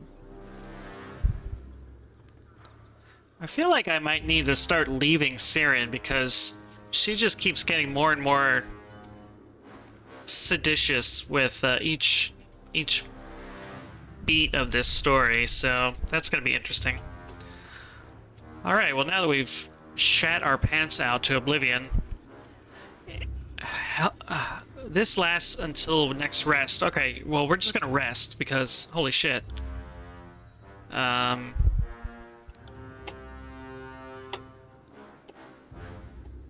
let's rest again because I want it to be daylight. There we go. Alright. Let's quick save and let's explore. I have no idea what we're going to find here. Well, we have a guy named Tangled Limb, so let's talk to him. Scarlet Chorus, ready your blades. Today we bathe in blood and victory. The disfavored lurk and creep in the shadows of tall rocks. They think we don't see them, but we're going to grind them to dust. We'll cleanse the disfavored from these lands, our lands. We'll burn them with scarlet blood before the morrow. Ah, Fatebinder, welcome to Halfgate. Can't stay to speak, there is war to be waged. Unless, of course, you're interested in joining us? Well, I am now, do continue. We're headed to Jagged Maw to crack a few skulls. I just remembered I was going to go do those side quests. Okay, we'll do that after I finish talking to this guy. Luckily for us, a group of disfavored have holed up in the shrine. It's past due we properly welcome them into a quick death. He scratches a pustule on the lobe of one ear. To be honest, I'm just excited to rip a few throats out. A shrine in Azure? Jagged Maw Shrine is sacred land to the local beast tribe due to the site's particular crystal formations. I, however, have my eyes on a more alluring trophy, one forged of flesh and blood and the screams of my enemies. You'll need me to avoid unnecessary casualties. I might as well join you. Good on you, Fatebinder. Good on you. Well, as much as I enjoy conversing with you, I have to set off. My war party's getting antsy. I'll be looking forward to spilling blood with you soon, Fatebinder. Cool.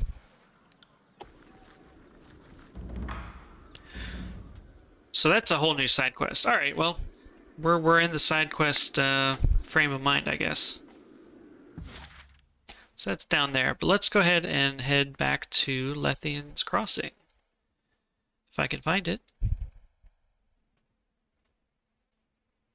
Can I find it? Yeah, there we go. Cool.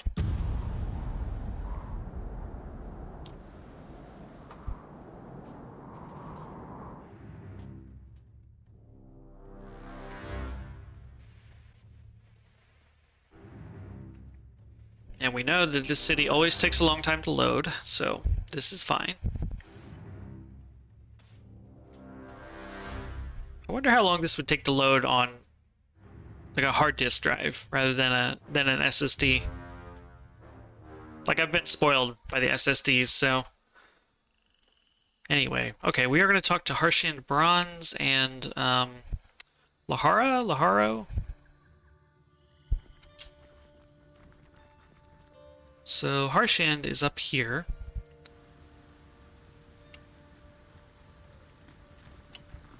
Harshian Bronze. Ah, Fatebinder, come to stock up, I see. Harshian Bronze at your service. What can I do for you? The Voices of Narat has questions about your recent dealings. His eyes widen, and his once energetic and cheery facade quickly becomes still and cold. I thought we settled on the arrangement some time ago. Has something... He frowns and waves for you to have on. Ask your questions, then. Do you sell to the disfavored? He blinks and responds in a low tone. I can hardly refuse a customer, can I? It would be suspect if I refused a servant of Kairos because of the color of their raiment. I save my best goods and prices for the Scarlet Chorus, but you cannot fault me for plying my trade. You're an opportunist. Okay, so we're here to pressure this guy, and these responses are quite, well, high pressure, I would say. You're an opportunist, then. He lowers his voice to a whisper, but a loyal one. I had thought the voices of Narat would appreciate someone who knows how to play both sides. Let him know his trust isn't misplaced. Do you cover your tracks when you make deals with the Scarlet Chorus? He rises up to full height. I am a professional, and I treat every transaction with the utmost confidence. The voices of Narat should have no doubt on that account. If I checked your ledgers, I wouldn't find anything suspect? His confidence falters. I suppose that depends on what you're looking for. I keep a second set of records that factor in side dealings, but an authority would certainly realize that I do business with the Scarlet. He realizes what he said and covers his mouth.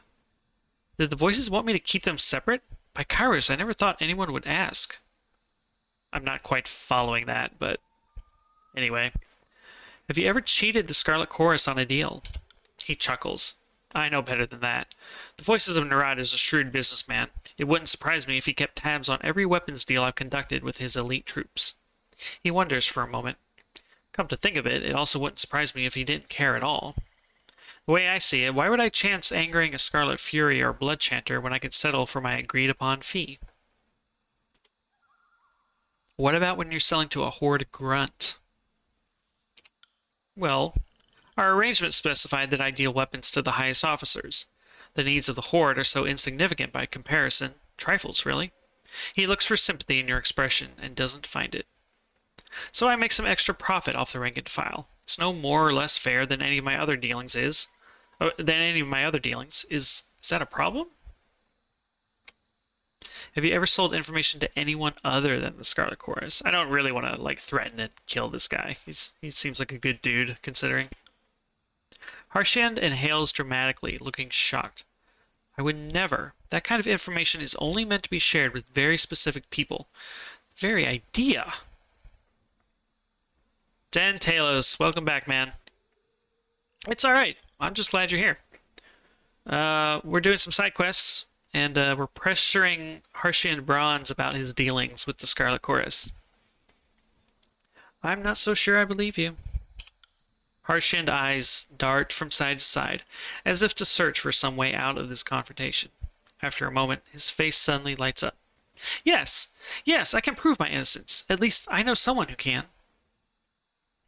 Alright, keep talking. An old merchant friend of mine.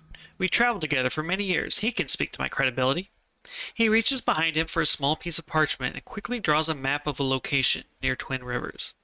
Here is his normal trade route, and this is where he normally takes camp. Speak with him, and he should clear my name. Okay. Got a new area to go to. Before we do that, let's go talk to Lohara. I think this is where we need to go.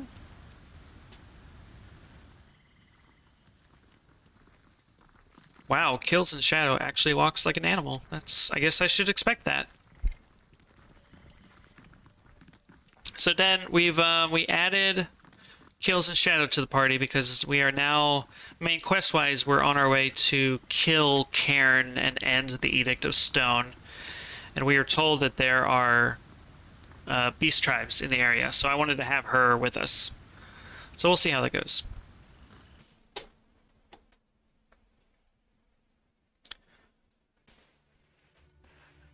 The plot of oh, here we go. Yeah, Lohara. Okay.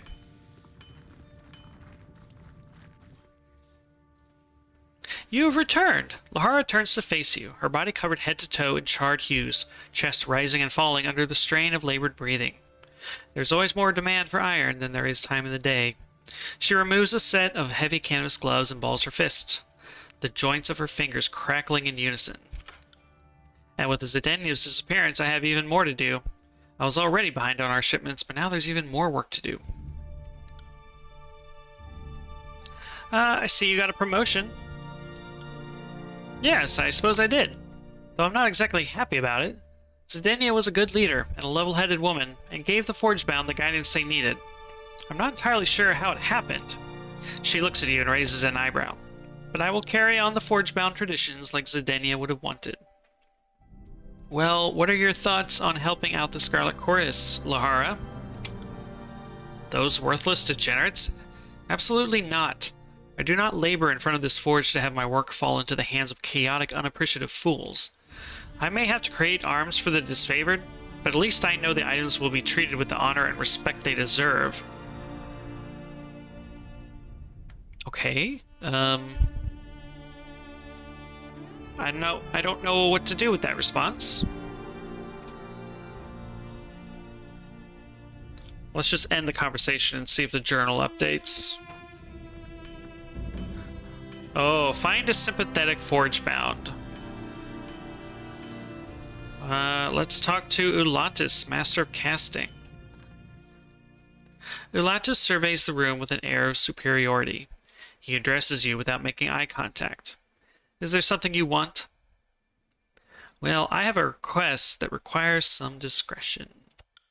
He sizes you up with his eyes, and then crosses his arms, looking off towards Lahara. I'm listening. I'm looking for someone who isn't afraid to shake things up around here. Ulatus takes another hard look at you. I'm no fool, Fatebinder. It wouldn't be the first time one of Gravenash's birds has come around to make sure his operation here runs smoothly.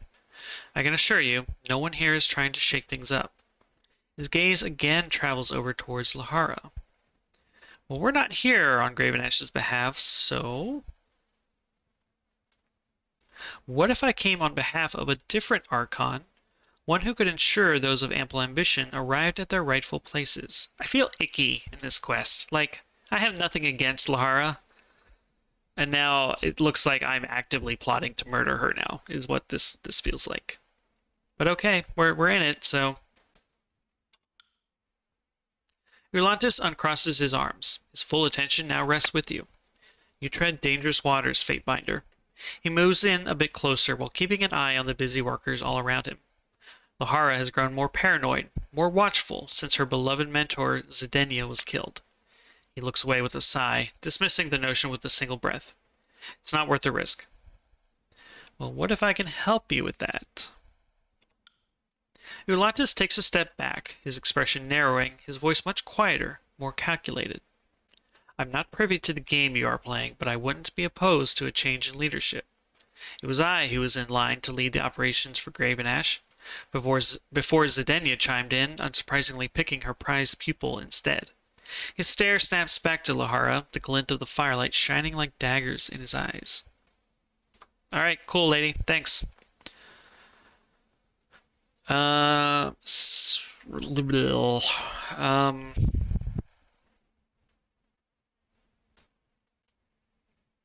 don't want to do this. I don't think I want to do this quest. I'm just gonna say never mind.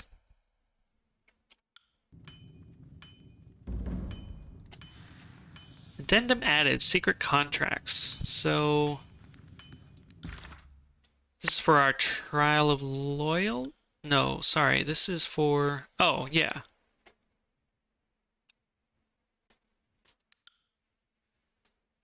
Ulatus seems to be willing to help you for a price. Okay, alright.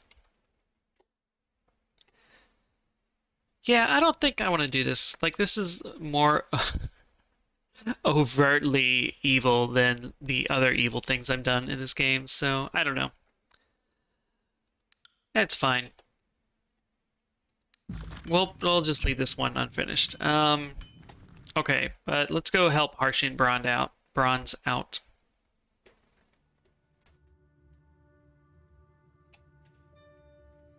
I'm glad that quest gave me kind of an out at the last second. And honestly, I'll be interested to see if the main story actually reacts to me kind of leaving it, unfinished. Yeah, it is very good, and like I've been fine with that. Like I know the premise of this game, but something about that one just rubbed me the wrong way, so it's fine. We are going to the Old Thicket.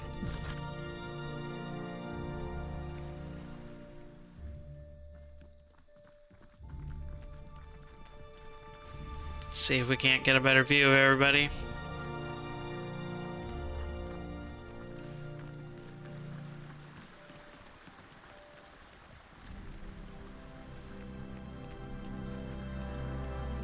Like, I think I have a pretty good... I should double check, I guess, but I thought I had a pretty good rep with the Forge Bound.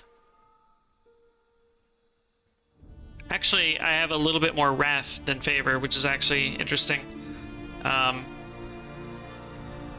Well, the individuals I've met all seem like lovely people, so I don't want to do anything to jeopardize that. Okay, Old Thicket. Let's do it.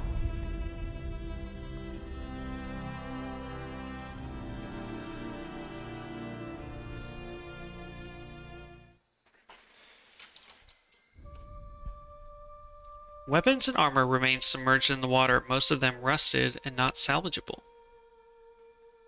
I don't think I've heard this music before.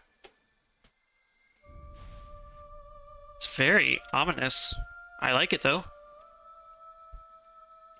Alright, let's see who's around here.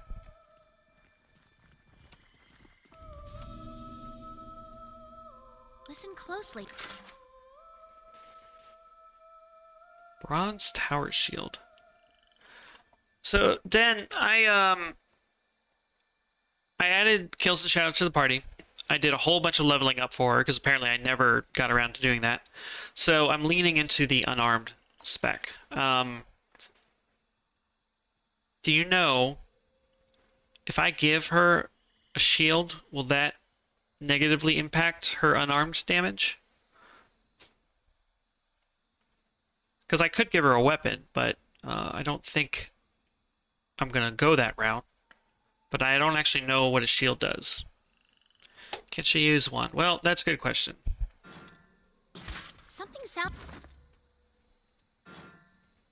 Oh, I guess not. Alright. Should have checked that first. Alright. Answers that question. out of place. Alright, let's quick save here. And I see our person right over here, I think. They look like they're having a bad day. She can only use two-handed weapons in one hand. Okay. Got it. A man stands before you, his entire body coated in a fine sheen of sweat. Is a trembling mess of tremors and twitches. What is your business? He stammers. I have come to speak with someone regarding Harshian bronze. The man tries to speak, but only manages to mouth something incomprehensible before falling over dead. As he falls limp before your feet, you see that his hands were bound behind him at the wrist. Well, that's inconvenient. Oh shit, what's going on here? Bandits? Just random ass bandits. Alright, well. Time to find out what Kills and Shadow can do. Heads up, we have company!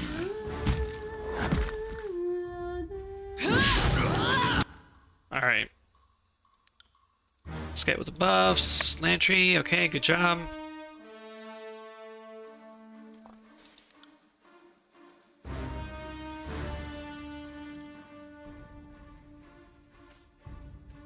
Oh, I forgot about this skill that I have. Let's drop that on Siren. This game is really fucked.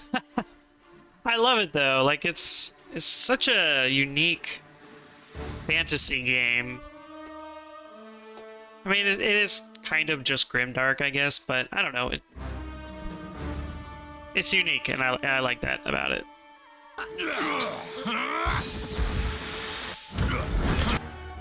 Alright, let's do some stabbing. Not just in your ears. I think I'm gonna have to... I don't know, we keep getting dazed. This is not going great for me so far.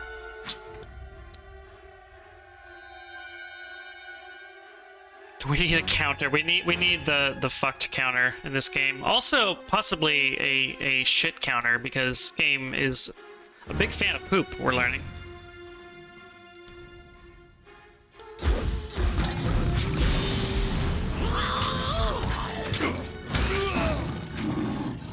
Okay, the fire is working. Let's do some more stabbing.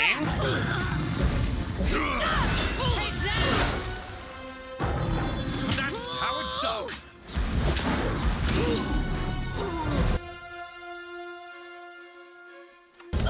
You cannot Okay. win. We're kind of taking some hits, but it's okay. Great. Okay, so the person we were sent to meet was conveniently murdered right before we got here. +3 armor. Yeah, actually, let's give that to, whoops, to her, and then we'll drop this in the stash. As a random potion. It's pretty suspicious. Harshened bronze.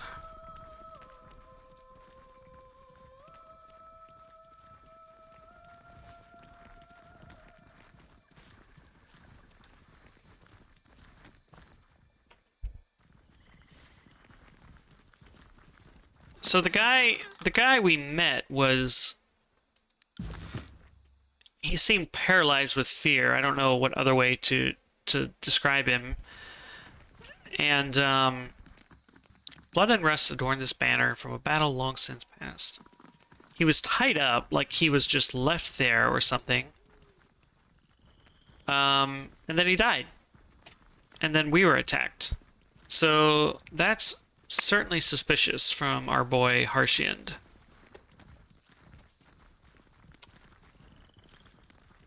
I'm gonna not jump to conclusions. There's like a random little pig there. That's funny.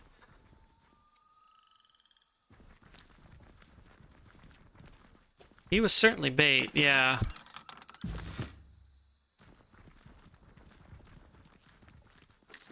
But like, was Harshiend trying to kill us? Was it, you know, what else could it be? I'm trying to see, you know, trying to see this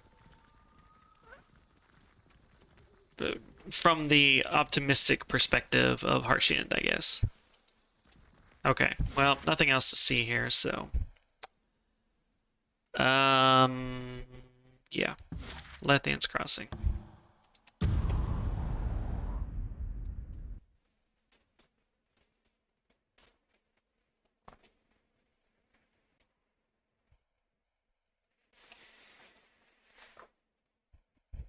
How's your week going, Den? How was your D&D game the other night? I know you were in the middle of that last stream, I think it was. Excellent. So do you play, or are you the DM? You know, are you playing as the player or as the DM, I guess?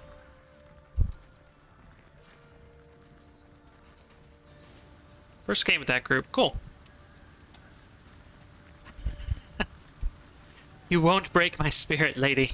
It won't happen. I know this game is gonna break me. I know. Harshen Bronze flinches as you approach. He folds his hand in a rushed, congenial manner, and then abandons the posture and lets them hang by his side. Man! Fatebinder! Fancy seeing you here. In one piece, you mean? Those Brotherhood mercenaries certainly tried their best. How dreadful! Harshen Bronze places his hand to his heart. Perhaps there were a few Raytoman loyalists still out for blood, He notices his words are falling to deaf ears and drops his hands. Oh, fuck it all. You gave me no other choice. He quickly collects himself before continuing more discreetly. A fate binder sent from Cacophony suddenly appears asking questions about my loyalty? He fans his hand away towards the old walls. I'm not daft. Any chorus member worth their tattoos will tell you that they'd find any reason to be next in line to go up the ranks. I'm merely staying 2 steps ahead of them. That's fair. First one. Well, that doesn't explain why a group of Bronze Brotherhood were out to kill me. If you risked having a fate binder killed, you must have something big to hide. Talk if you want to live. I'm going to start feeding you rings until you tell me what you're trying to hide. Let's go with that. I'm feeling a little betrayed right now, so we'll go with the more overtly threatening response. Harshan Bronze holds out his hands. Please don't. I promise I'll tell you everything. Everything. Harshan looks away from you, lost in a sea of thoughts. He nods to himself after a moment. I can see you can tell a good liar when you see one. So does the Archon of Secrets, which is precisely what he pays me for. He takes a deep breath. I may have purposely slipped to Ray Tommen that the Forge-bound Master was heading to Lethian's Crossing, and perhaps the intent of her visit. You see, he was the perfect tool to get the Forge-bound Master into our grasp. He puts up his hands. And before you get up in arms about what I've done, understand that I acted on my own. The Voices has no idea I was behind any of this. Yeah, don't turn on me, dickhead. This guy... So this guy helped instigate the attack on the town, you know, a while back. So that's pretty shitty. I acted on my own. The Voices has no idea I was behind any of this. I trust this will stay between just you and me, he grins with a toothy smile. For the Archon's sake.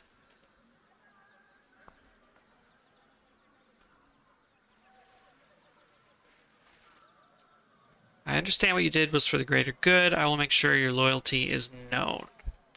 Why would it be for the greater good? I might have read through his response there too quickly. And then we just have 2 other options for attacking him. I don't think either outcome is going to harm us in the eyes of the Voices of Nerat, but I just wish I remembered why he thought this would be for the greater good if I went with that response.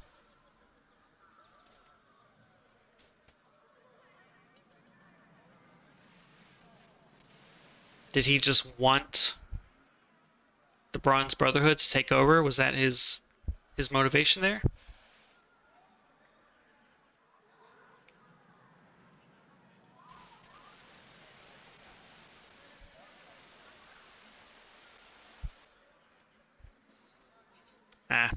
Let's be nice.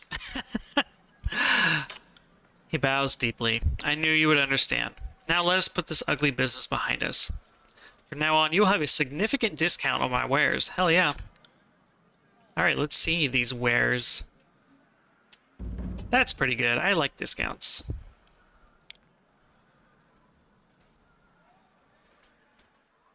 What do we have here? This is plus 10% will defense. That's cool. We've got some scrolls, which I bet we know all of these. We do, yep.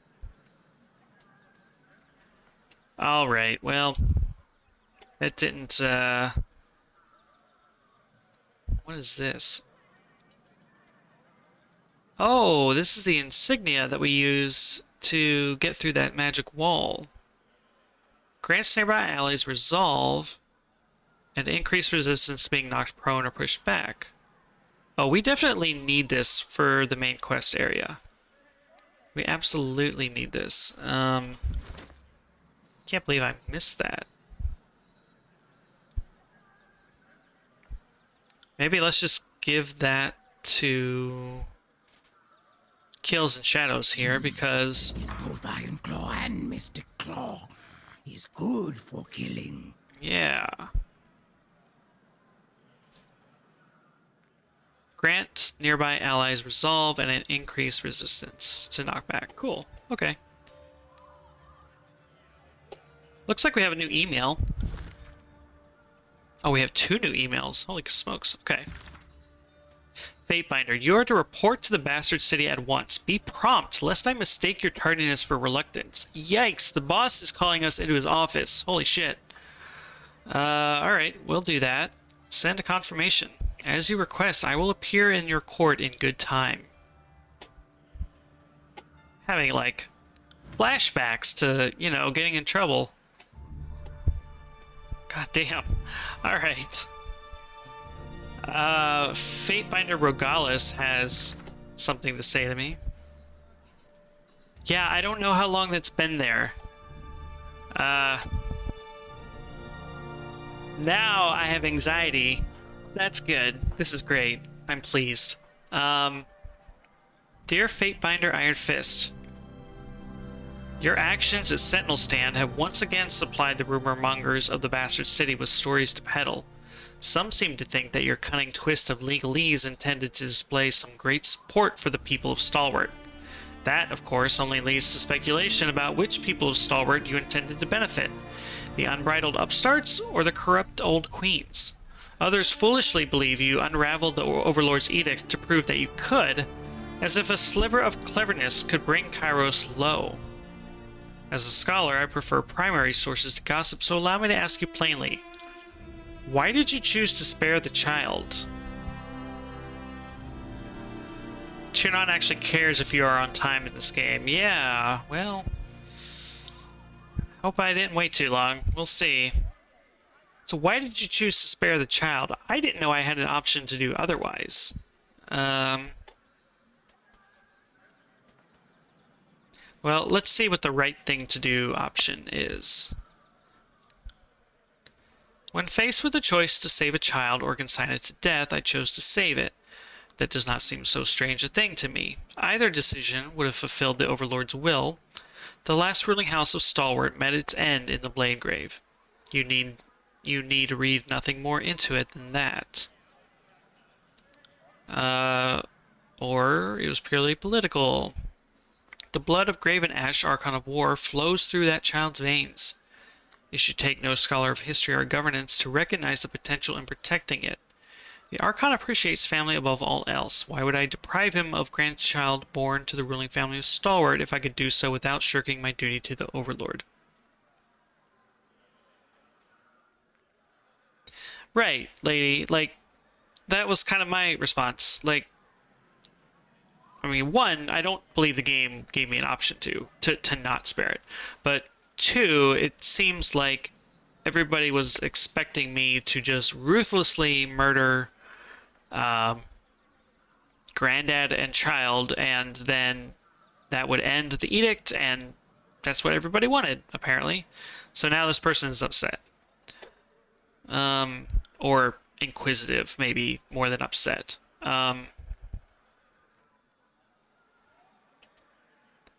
What if we tell him to mind his own damn business? I keep counsel on this matter only with myself.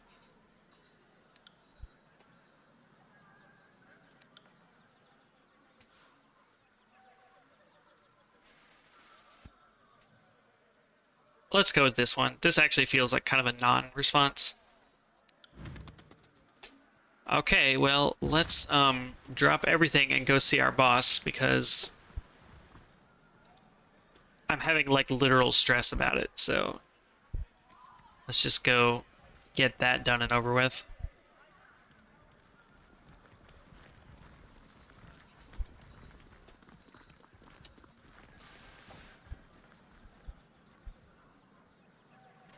I was actually thinking after the last stream, I was like, I couldn't decide if I felt the game was pulling its punch by not letting me murder the child, or if I thought that that was just like them, you know, not wanting to go that far, which I totally understood. Anyway, Tunan's Court.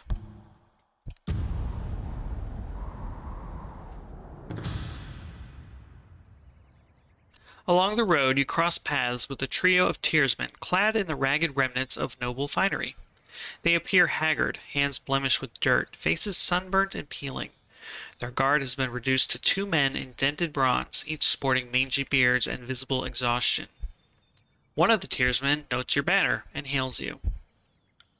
With grim stoicism, the woman explains that she, her husband, and his sister travel from their home towards the bastard city to bend the knee to the Archon of justice and swear eternal fealty to the Overlord's generous rule. Unfortunately, they've been harried incessantly by highwaymen and Scarlet Chorus raiders alike, and fear they may not live to see their destination. We can speak with them, we can conscript them, or we can murder them. Let's speak with them first. Your weapons remain sheathed, even as you demand the refugees attend your authority as a Fatebinder of Tunon. Though the woman matches your gaze with steady resolve, the remainder of the quintet exchange nervous glances among themselves. Again, we can conscript them, we can question them, we can escort them, we can accept their oaths. Let's question them first. Via a brief, largely uncontested interrogation, you learn that these 3 individuals are members of the old aristocracy of Sunder. They traveled to Stalwart after their homeland's destruction, but the Edict of Storms has driven them north again. Having lost very nearly everything short of their life, they finally accepted the inevitability of Kairos' control of the tiers and hope to find a place within the new order. It's probably just a coincidence, but I've noticed way more typos in this session. Okay.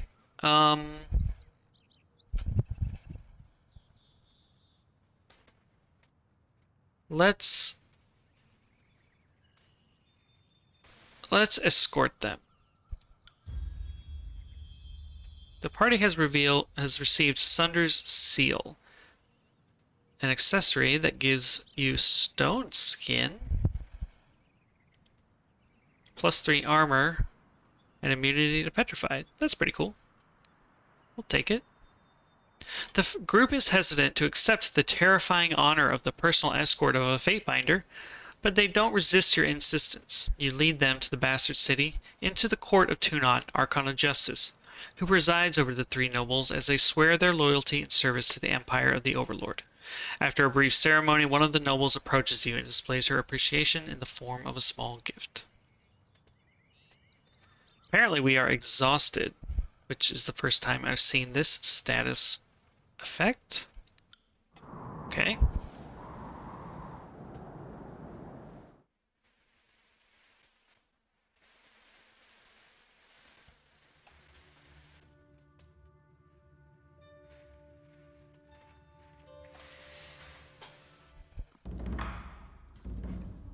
Okay, we received a new mail from Tunon, which we will read right before we get to him.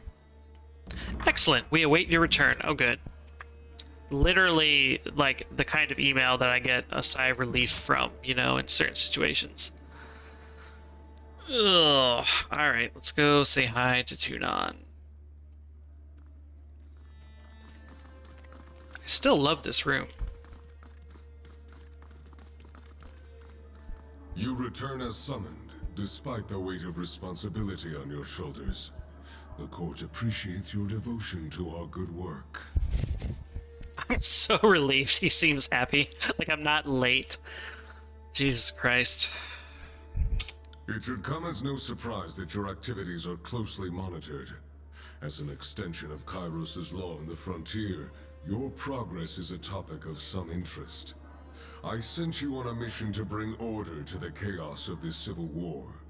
Not enough time has passed for me to expect any significant progress, but I am curious about your findings all the same.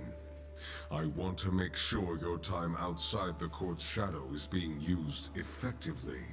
This guy's so cool and so terrifying all at once. The Scarlet Chorus sing of your name across the tiers. You must have taken some brutal measures to earn their interest. No small feat. No matter what terrors you inflict on this fallen realm, that you continue to observe the voices of Nerat. If he has sowed chaos in this campaign, the court would know of it. I am happy to be an asset of Kairos' forces and to pull chaos out by the root. That is all this court has ever demanded of you. You do well to recall your duties with such exacting precision. You have spent some time on your own recognizance. The efforts of our military and the challenges they face should be no mystery to you.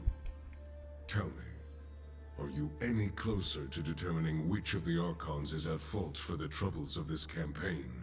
We're going to say I do not have sufficient information to make an informed accusation, because we're still accumulating evidence against both of the Archons.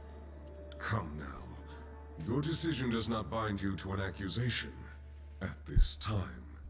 I only wish to know if you have had success uncovering any evidence of misdeed or malfeasance.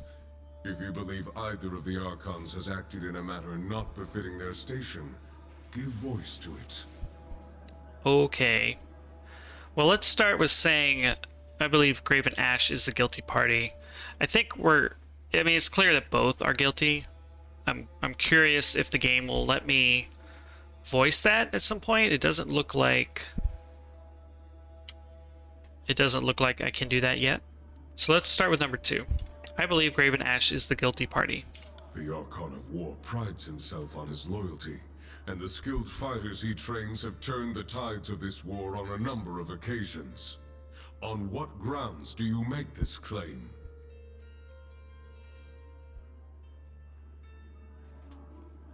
So some of these responses are based on the evidence that we found, including number 4, which is I just believe he's committed terrible acts. I just know it. I feel it. I want to start with number 5, though. He seems overly devoted to the soldiers under his command. I believe he would compromise the war for their safety, which I think is a valid observation. I share your reservations, and there is a precedent to your claims. Ash regards his soldiers as family. This could be a great strength, or a terrible weakness on his part. I look forward to receiving your full report. I will summon you again at the appropriate time. If there's nothing further, you're dismissed. Phew! Alright, I have some questions first. Or actually I don't, it looks like. Okay. That's it, we're done, we did it. Thank God. Alright, do these guys have anything new to say?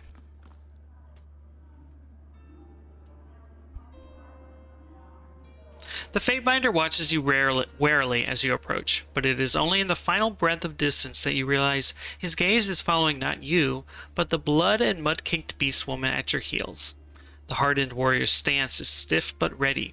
His hand rests on the iron hilt of his halberd, but he does not lift the weapon from its holster.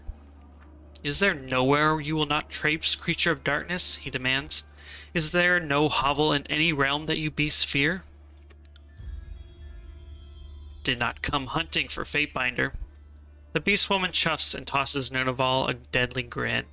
Her crimson eyes are bright with recognition, delight, and desire as they rove the Fatebinder of war, slowly, from helm to boot. But beast woman can see Fatebinder called Nurnival has remembered Kills and Shadows' vengeance. Yep. Do these two know each other? I wasn't expecting that. I was wondering if anybody in this room would react to the Beast Woman being here, but this seems more personal. He bristles, and for a moment you worry he may actually attack. As if I could forget. He taps his chest plate with 2 meaty fingers, hard enough that it nearly dents. I am not the same as I once was. Try to carve me another memento beast, and I'll wear your pelt about my loins. Oh, they know each other all right. The massive beast woman cocks her head to one side, studying her prey. Beast woman, too, has grown and changed. Lost tribe, lost Havenlands, follows Alpha, who is human, she sniffs, who is also called Fatebinder, to survive. She sits back on her haunches and huffs, allowing the tension between them to ease. Nurnival considers her words before nodding once, gruffly, setting the matter aside for the time being. He offers you a strange smile. Anyone want to tell me what in Kairos' name that was about? She bobs, momentarily excited before settling down. Her rough mauve tongue dangles, dripping saliva between her fangs as she chortles and yips deeply. Shadowhunter too wants to hear. Tell humans what happened. She teases the Fatebinder of War. It's a story I do not care to tell, now or ever. Nunaval retorts.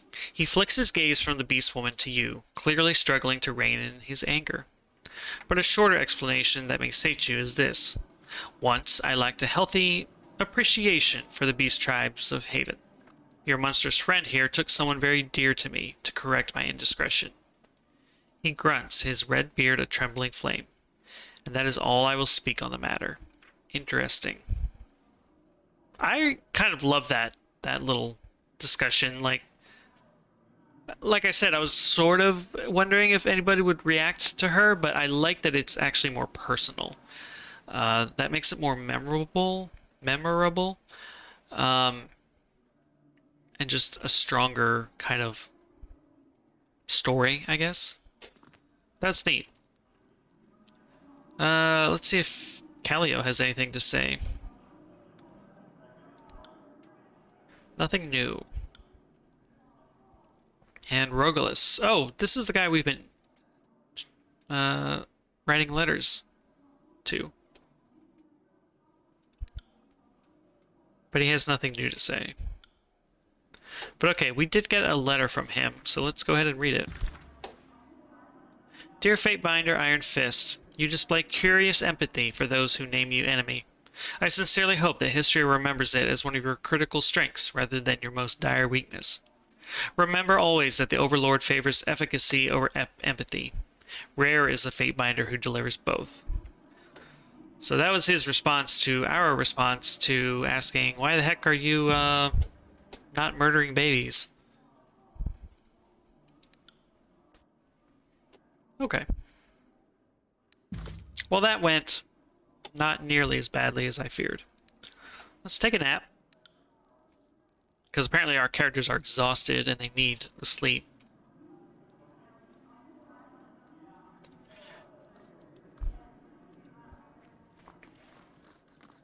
So I think what we want to do next is head back to Lethian's. No?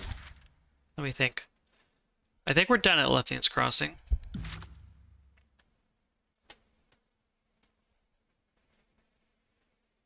The Shattered Bastion is DLC, I believe.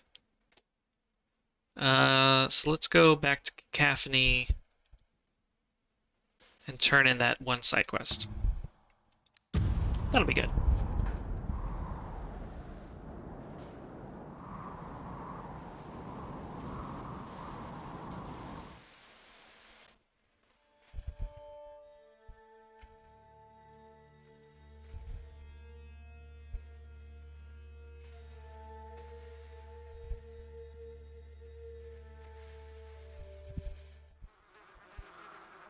We'll send them all the way back over here.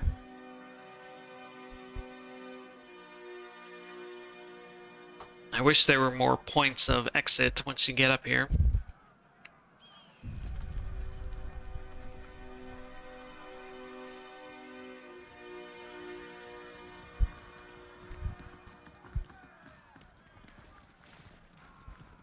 Alright, let's chat with Seven Toes over here. I tested Harshian Braun's loyalty. Did you now? His eyes widen in a fit of childish glee. Tell me, did he break? You don't have to worry about his devotion to the Scarlet Chorus. She frowns. Pity, I was hoping for some fresh blood to fill his position, but it looks like he still has his uses. Good work, Fatebinder. I'll be sure to pass the word along. Okay. Anticlimactic, I guess. So, let's leave again. And we'll do that other side quest to go to the shrine, I believe it was. See what that was all about.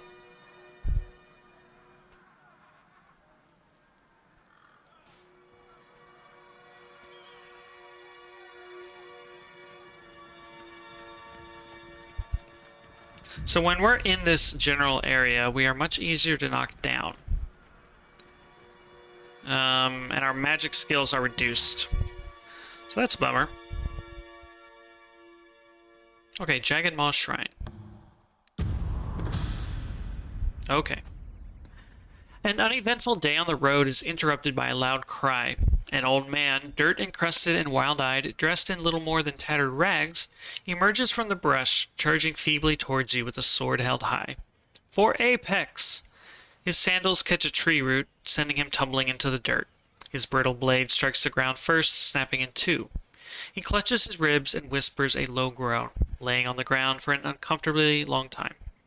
His moans give way to rhythmic, heavy breathing, and just as you step forward to determine if the old man has fallen asleep, he picks himself up, wagging the useless blade at you. The day is ours, dogs of Kairos. Okay.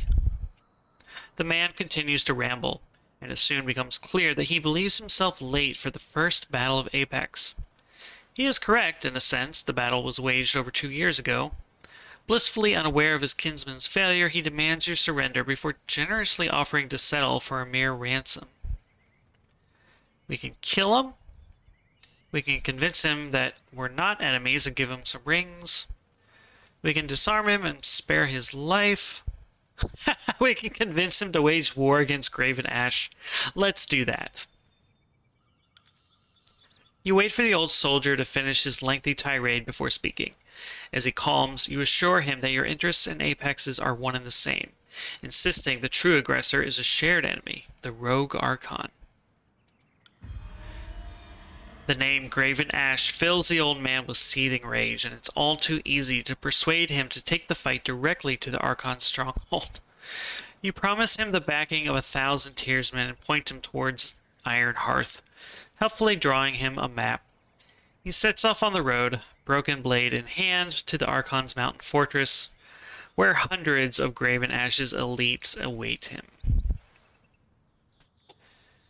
Well, I feel like an asshole. This is no worse than what I was unwilling to do in that other side quest, but it made me laugh, so win? Okay. Let's quick save. And talk to Cadus over here.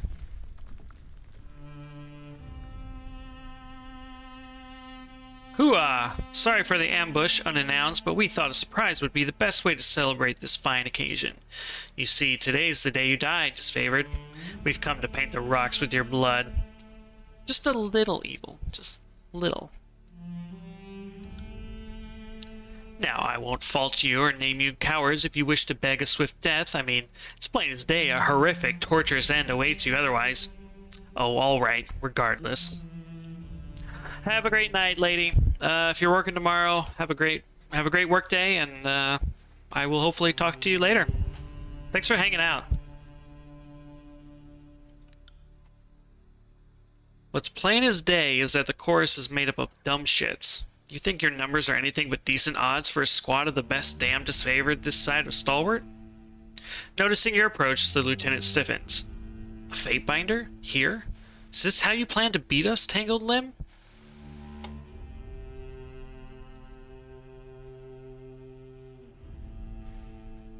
Tangled Limb's plans aside, I'm an adjudicator, I can do what I want. I'd wager that bet on the course's odds, considering I'll be joining the battle. We'll go with that. The disfavored officer shakes his head in disbelief. He squares his shoulders so hard it trembles the sword clenched in his hands. Damn me and Kairos' shit luck. I'll gut Radix if this mission doesn't kill me first. He lifts and readies his sword, crouching into a battle stance, as he shouts to his squad from over his shoulder. You heard them, Shields. Nothing to do but buck up, hunker down, and cut their fucking heads off. Fatebinder or not, we've got a name to uphold and a mission to finish. Armed to the teeth, the chorus gangster sucks in a sharp breath. What a beautiful, blood-tingling spin of events. Glad you could join us, Fatebinder. He waves to you, a manic grin twisting his features into something ugly. A promise of pain and darker things. Save me, the officer. I'm going to cut his arms off for my collection. Dark. The officer pales visibly, but stands his ground. He doesn't move, doesn't even tremble, his whole body rigid as stone and seemingly riveted to the spot. For a moment, you're not even sure he's breathing. But then his voice rings loudly, forcefully bold as he entreats you to reconsider. Fatebinder, are these the sorts of shitbags you like to align yourself with? There's still time to pick the right side. Stay out of it, or shit, join us, and we won't gut your entrails.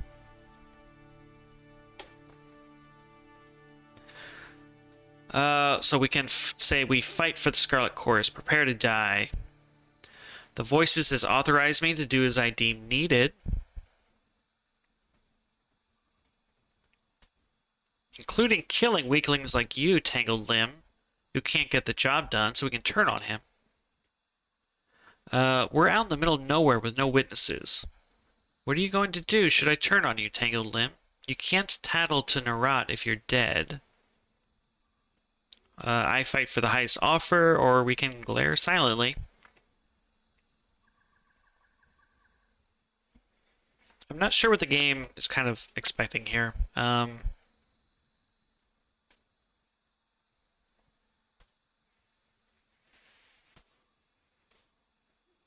think I'm out of the mindset of trying to navigate these factions or something. Let's glare silently. That's just been a good choice so far. I don't care who you fought or fucked in the past. Either stay out of this Fatebinder or help me and my squad survive, and I swear to you, I'll owe you my life. Enough words. I came to spill blood and tangle some limbs, and I plan to get on with it. Alright, we're just going to side with the Scarlet Chorus. That's the most consistent path for our character, I think. Prepare to die, Cadus. You sure know how to make a fellow's heart swoon, Fatebinder. Let the blood flow. And don't forget, the officer's mine. Alright. So what do we have here? 3... No, looks like on the map it shows 5 disfavored. So we just gotta kill them all, I guess. So let's leave the officer and go attack this guy, which is behind the chat. This guy. We're gonna kill him first.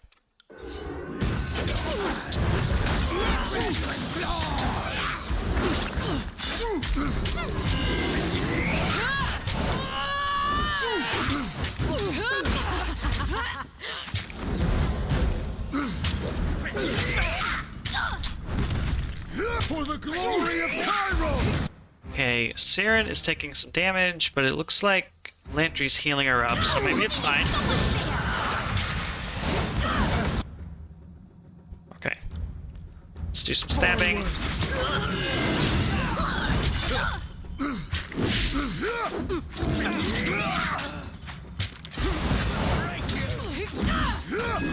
See these things, miss. Nope. Okay, we're just kind of letting things play out right now. I'm trying to direct my team away from the officer since the guy really wanted to take him on himself.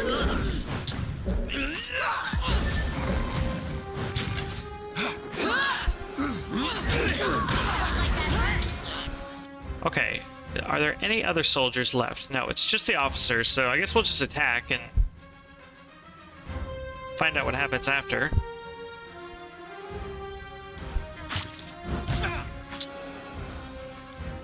Attack the ultimate bravely.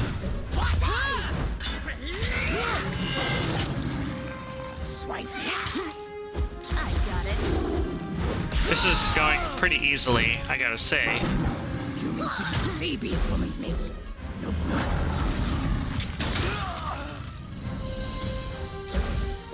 And that completes the quest. Let's go talk to Tangled Limb here, who is currently twitching out. And now we've had our bit of fun. I'd call that a bone-shattering success, wouldn't you? I guess so. Alright, so I guess all that's left is just explore this little map and call it a day. Got some Iron Guard armor. We can't really do anything with that. Also looks like kills and shadow leveled up, so we'll take care of that as well.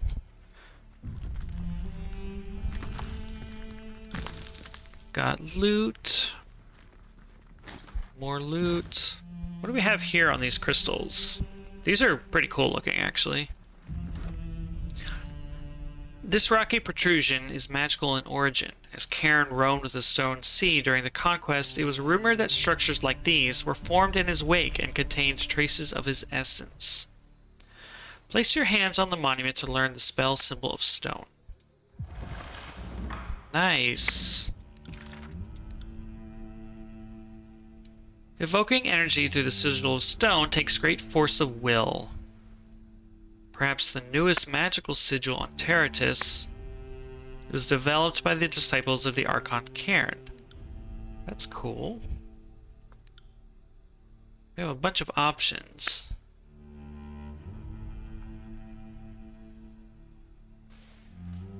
Create spells that affect targets within a circular area. So this will conjure a series of jagged slag spikes to rip through the area. That's awesome.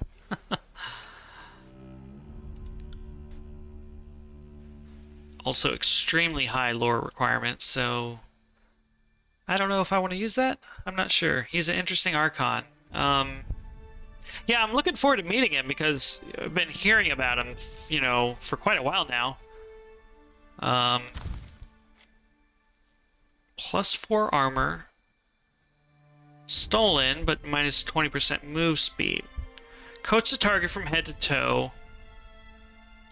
This would be a great spell for Barrack, honestly.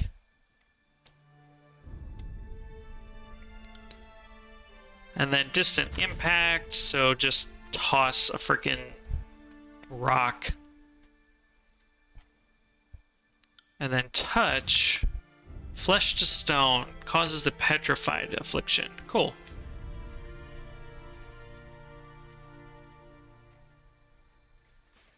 The spell is very inaccurate. Interesting. I mean, we can... I would keep your Archon party member with you for that. Okay.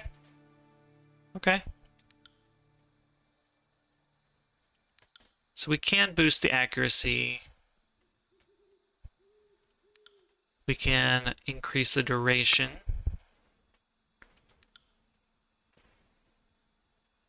We can add an interrupt to it, which is kind of cool.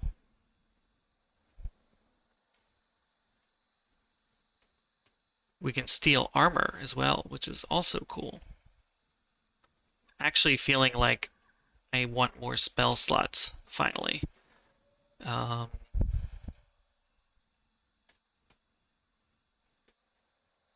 Okay, well, we'll just assign this to Siren for now. Flesh to stone. And call it good. Let's go ahead and level up Shadow here.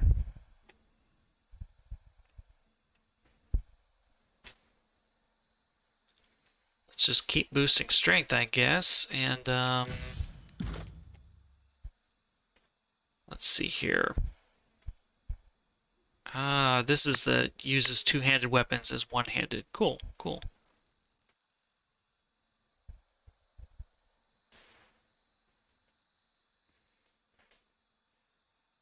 I think I'm just gonna keep diving into this.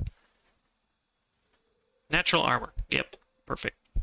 Sounds great.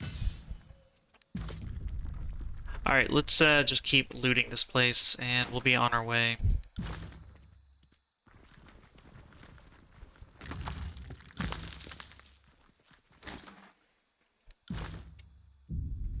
The Stone Sea environment is harsh and unforgiving. Arid plant life is about all that can survive in these parts.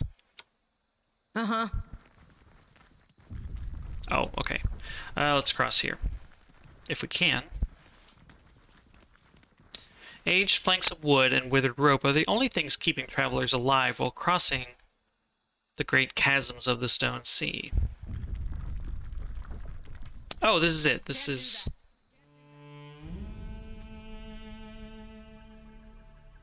I thought there was more to explore. Okay, we'll pop over here. I'm guessing there's not much, but... by over here, I mean behind the camera view.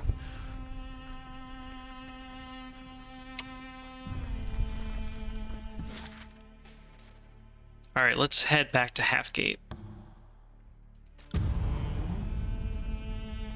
Let's see how much further we can get in the main quest tonight. I'm probably gonna call it here soon, but I just want to see kind of what things are looking like before we do that.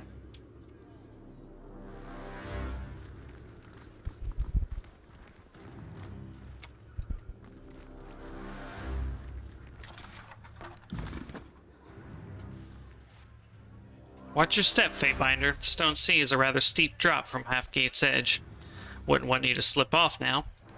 What can a poor trader do for you? Well, this place sure has been wrecked.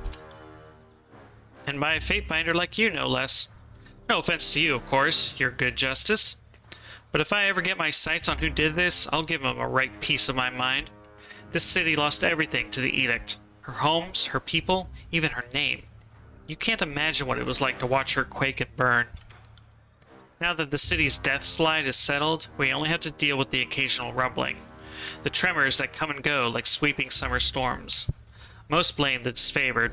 The Earthshakers are no help at all. The Scarlet Chorus at least wants to solve the problem. Okay. I hear the folks of Halfgate feel the disfavored are causing problems. Have you come to help then? Those meddling Earthshakers are protecting Cairn, but for the life of me I couldn't tell you why. Maybe they like the trembling he causes every time he rattles and moans. But how are we to rebuild so long as the Archon lives? Halfgate's townsfolk sympathize with the Scarlet Chorus, is that so? Well, we don't like them, but we don't hate them neither. They've got a plan to stop the Earth's trembling, so they say. Kill Cairn, kill the Quakes. Once the land's at rest, we can rebuild and farm again. Do you have anything noteworthy in stock? Great nod, I'm plumb out of, well, everything. A bit of gabbing's all I've got to trade at the moment, if you're in the market. Alright. Good to know. Addendum added to a trial of Archons. Let's see here.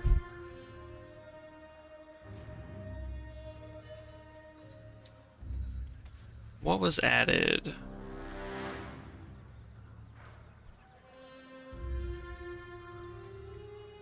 Was something added?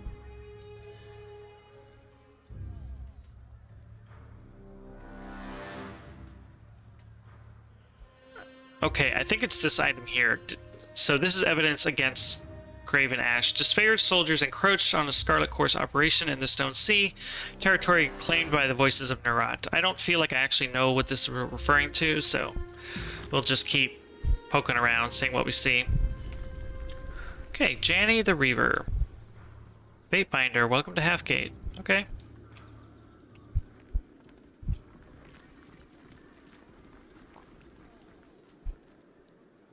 These dangling ropes served as a last desperate attempt to keep the homes together following the collapse. The aftershocks proved to be too much for the makeshift supports. Okay. Uh-oh. I hope you've come on a mission of peace. Interesting. Alright, let's quick save.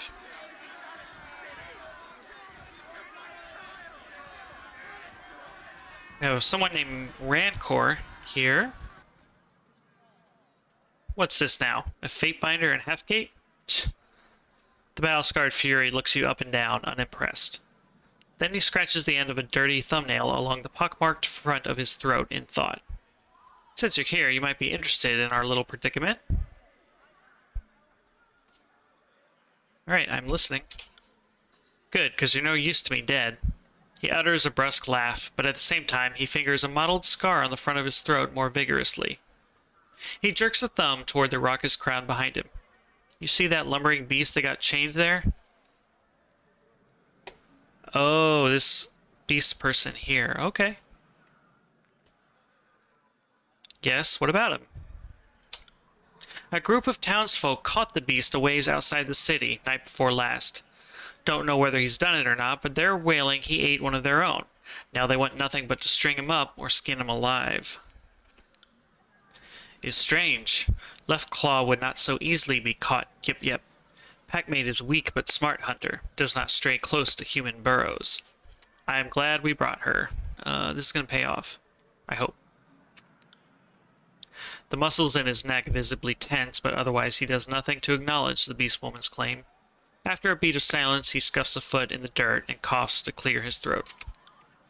Of course, the idiot won't talk. Does nothing but snaps and drools and growls, so it won't be long till they've killed him. Tch, what a waste of a warrior. Slowly he runs a finger along the scar that mars the length of his throat. He peers intensely at you from behind the narrowed eye slits of his mask. Unless, of course, someone were to intervene on his behalf. You're looking to recruit the beastmen into your ranks, aren't you? A real clever one, aren't you? Good, then that makes this easy. If you understand that the Scarlet Chorus is needing to grow our ranks, then you also must know why we'd want a beastman, especially a killer like him. I'm doing what I can to keep the lynchers at bay, but there's no abating their anger. We won't be able to keep them off the beast much longer. Alright, I'll settle this matter under my own discretion as a Fatebinder. Aces, boss.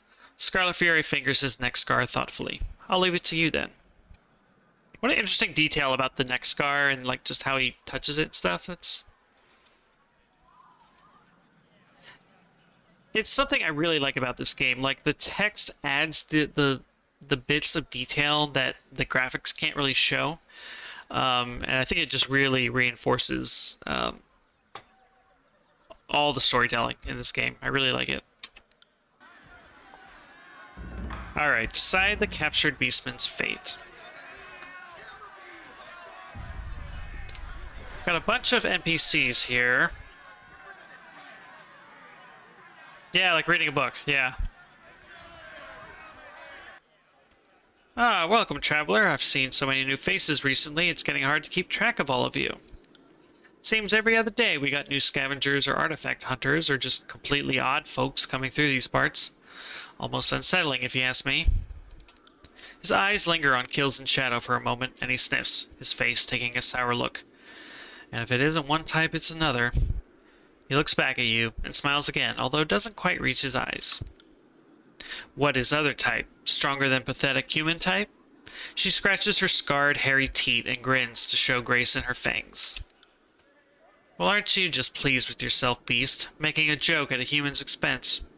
You should stay on your toes, Grayson. You're letting a beast get the better of you. Is there anything I can do to help you? Any information you need about the area? Alright, we're gonna get a lore dump here, looks like. What do you know about the spires in the Stone Sea? Deep in the heart of Beastman territory, there's one. Those are dangerous parts. You best be watching your back out there. He nods solemnly before continuing. The other is surrounded by those rock worshippers where that colossus of stone finally collapsed. It's like the difference between a book and a movie. It's a lot harder to show something with motion than explain it with words. Definitely.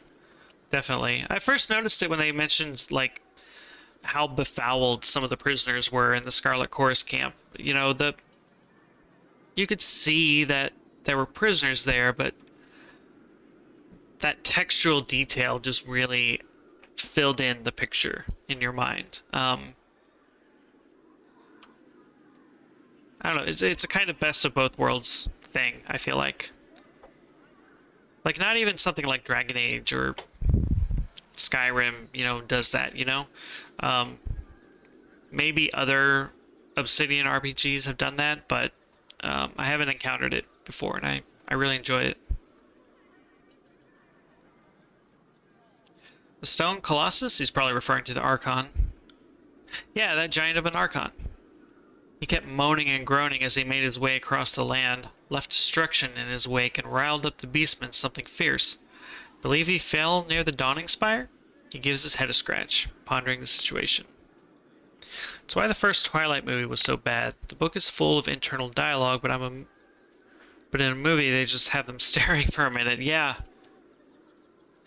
Yeah, I haven't read the first Twilight, well, I haven't read any of the Twilight books, but I felt that way about the Hunger Games a little bit.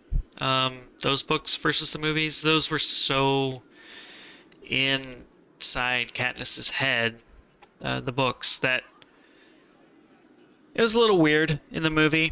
I think those movies were still pretty good overall, considering, but yeah, you lose something in the translation, for sure.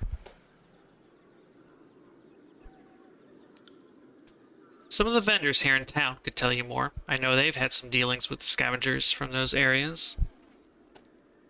Yeah, and like I'm not a person who like minds book adaptations. I feel like in theory anything can be done well, you know. You can successfully translate from one medium to another, but it's difficult, you know. You have to, I don't know, it takes I don't know what the word is. I don't know. It's difficult, you know. There's good examples and there's bad examples. I'm still eager to see the first like real good video game adaptation. Like they're making a Last of Us show on HBO. Like, what is that going to be like? I don't know. The Assassin's Creed movie was forgettable. It wasn't actively bad. It just there's nothing special about it. Same with the new Tomb Raider movie. Um, I'm always open to something being good. You know, I want things to be good. So any adaptation of a thing I like, I'm gonna look forward to. At least starting out. You know, then you see that first trailer that makes you question things. And well, you know, what can you do? But I want things to be good. Is there a new Mortal Kombat movie? I think I missed that. It's funny. There's so many video game adaptations lately that I missed that one apparently. Crazy. Oh, cool. Those were fun, cheesy, terrible movies back in the day. So I'm looking forward to what they do with the new one. I saw there was a Monster Hunter movie. I haven't even watched the trailer yet. I saw it was from. Is it Paul W.S. Anderson or something like that? And I wasn't optimistic, but it's weird that Mila Jovovich does all those video game movies that are not great. It's fine. I mean, she must enjoy it, I guess, but I would like to see a live action Final Fantasy movie. Whether it's an adaptation of an existing game or if they do like the one from a few years, Spirits Within, if they did like a live action original story, I would be down for that. I think that'd be cool. Oh, it's his wife. Okay, that makes sense. Interesting. I thought I saw Netflix is working on a Fallout show, and now there's a rumor that they're working on an Elder Scrolls show. I would be interested in both of those. I have no idea what that would be like. I mean, I guess Elder Scrolls would just be like another Witcher or something. Amazon, okay. I guess The Witcher was a good adaptation, actually. That show wasn't perfect, but it was really damn good. I hope that the Fallout show is like some weird dark comedy rather than like just super serious, you know, post-apocalyptic kind of deal.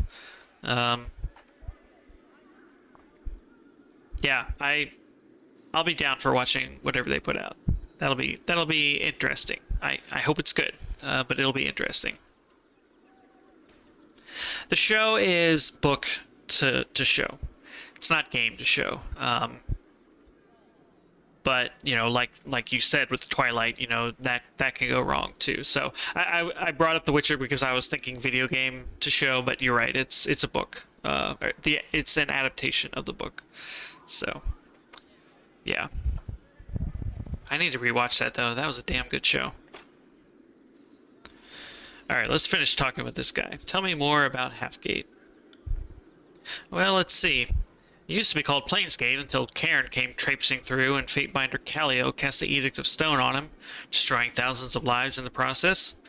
He purses his lips. But you can't win a war without casualties. At least that's what we're told. Yeah, you could tell. You could tell that they knew about the game, and God, now I'm just thinking about that show and how good it was. Like my wife, who she enjoys fantasy, but she didn't know anything about The Witcher. She was really into that show. We both were. That was a good cast, good action. The storytelling was kind of confusing, but I was fine with it in the end. Like, it all made sense at the end. I started watching Castlevania, and I watched 2 or 3 episodes, and I just never went back. I don't think there was anything wrong with it. I got distracted and never finished it. So I keep hearing people say they like it. I think it probably moved pretty slow in that first season. Again, nothing wrong with it. Just other things came along, I suppose. I wonder how many seasons they'll do. I think I did hear... I heard some people really like Season 3, but yeah, I've heard other people say not so much, so... Even after, we keep getting hit hard by the earthquakes. We've lost a lot of people and possessions, but other areas were hit even harder during the edict. Guess you could say we were in the eye of the storm. Earthquakes? Kids these days. Watching 10 years of ornithological sketches vanish in 20 seconds of smoke, then tell me all about your slow, leisurely tremors. Oh no, the roads are all shifting and my map's obsolete. Actually, that does sound quite odious. Lantry, you fucker. Dan, I don't think you were here for it. We had a conversation with Lantry where we asked him about the Beast People, and Kills and Shadow's responses were really entertaining, and seeing Lantry kind of get put in his place was satisfying. And my opinion of Lantry dropped a little bit after that conversation. So this is the first time in a video game probably where like my opinion of the characters sort of organically changes as you just kind of learn more about them and interact with them more, and you see how the party interacts with them. This game's really good. If you didn't know, it's pretty good. No matter what happens, you have to keep a positive outlook, because it could have been far worse. Things can always be worse, Fatebinder. Alright, tell me what you know about Cairn. What is there to say other than he has ruined our lives? We are beset with earthquakes and we've lost so many friends because of him. After the destruction here, he headed out into the Stone Sea, and that's where he still lies. His body turned to stone, and the story is he's trapped. That's what is causing the earthquakes. His ongoing death throes are tearing our land apart. But those damned disfavored won't let him die, so we're the ones stuck suffering. Do you know how I can find Cairn's body? I hear it's a place called Howling Rock, but I'm no adventurer. My entire life is here in town, so I wouldn't even know where to begin regarding how to get there. Best I can offer is to tell you to keep asking around town. Someone is bound to know more than I do. Okay. How has Cairn's passing affected the settlers of this town? Townsfolk have taken to joining scavenging crews and heading into the Stone Sea to search for artifacts and other treasures. Problem is, the Stone Sea is full of dangers, and those scavengers put their lives in danger each time they leave this settlement.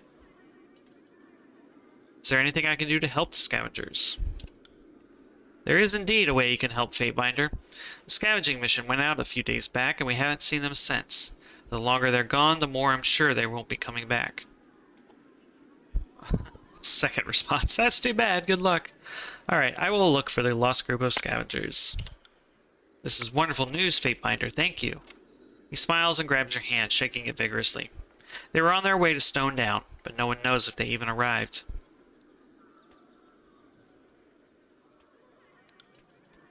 No Stone Down is Stonestalker's territory. It's dangerous for humans to venture into reclaimed tribe lands. Alright. Let's talk about something else. What are the Scarlet Corps doing here? All I know is they've come in promising to help us with the Beastmen and telling everyone they'll take care of the earthquakes. I don't know if they're telling the truth or not, but if they can take all those beasts away, I'm willing to give them all the help they want. Have you seen Disfavored in the area? I've not seen any personally, but I've heard that they've set up around Karen's body at Howling Rock. No one in town wants them around. Everyone here blames them for the ongoing earthquakes. What can you tell me about the captured beastmen? Grayson grimaces, shaking his head. Ah, yes, the animal they caught outside the village. Can't wait for that unpleasantness to be dealt with. Covered in blood, lurking about, no doubt to hunt more settlers, mangled himself in a trap outside the gates. Don't know why the chorus brought him in. Just wipe the beasts out or drive them away, that's what I say. Kills in shadow, snarls and gnashes her fangs. Left Claw would not kill humans unless humans warranted killing. What warrants killing humans? The beast woman pauses to think. She scratches her claws through the top of her thick, matted mane. If bad humans, if first attacked beastmen, if smell strange or smell good, if loud and annoying, if look meaty enough, lost or won't be missed.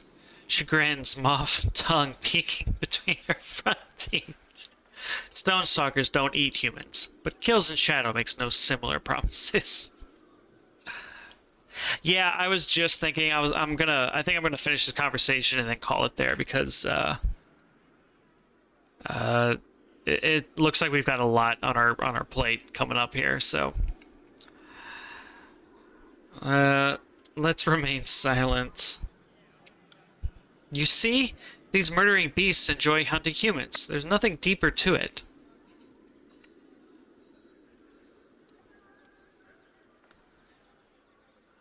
You didn't actually see him kill anyone. Why are you so quick to assume he's guilty? An animal does what an animal does. If there is something to kill, they will kill it. It's a simple matter of nature. Yikes. I hear rumors you're judging the matter. If you're of a mind to set the beast free, best do it far from here. If we see him outside the town, we won't hesitate to kill him. Alright, that's all I need for now. Okay, cool. So, when we come back next stream, we'll handle this captured beastman situation and then go looking for Karen, I guess. Which I'm looking forward to. It's another one of these things, I guess the game has just been building up for quite a while at this point, so I'm excited to see the payoff, finally. And maybe we'll actually end another edict. Right now, hearing the villagers' plight, I'm certainly sympathetic to them, but I'm sure this game is going to throw a curveball and be like, actually, this is why you shouldn't kill Karen. So, we'll see how it goes. I expect more agonizing decisions and hopefully more shit jokes next time we return. So, you never know. That's true. I never know. Let's give ourselves a real save. Okay, cool. I will probably be streaming this again Saturday or Sunday, I'm thinking. We got stuff going on tomorrow. Friday is the Final Fantasy XIV announcement showcase, where we're probably going to get the new expansion announced, which I'm very excited about. So I'll be watching that. And yeah, looks like Saturday or Sunday will be when we continue this. So yeah, thanks for hanging out, as always. Yeah, ask away. What's up? Hit me.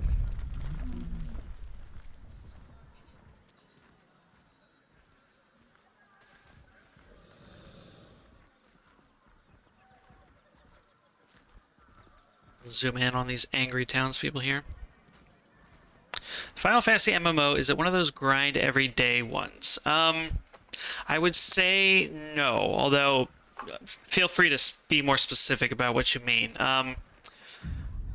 When you're progressing, I guess when you're starting out, you basically play it like a single player game, like a single player Final Fantasy game. You go through the story. You have co-op dungeons and boss fights. That's the MMO part starting out. Um, and when you get to level cap, that means that you have hit the end of the current story. Um, if you want the good stuff, you have to farm daily quests nonstop. So that is an option. There is a loot grind. There is a currency that you cap every week, and when you have enough of the currency, you can buy the next new piece of armor or whatever, or weapon or whatever it is. So that is a thing you can do in this game for sure. Um, if you want, you can focus your time on crafting.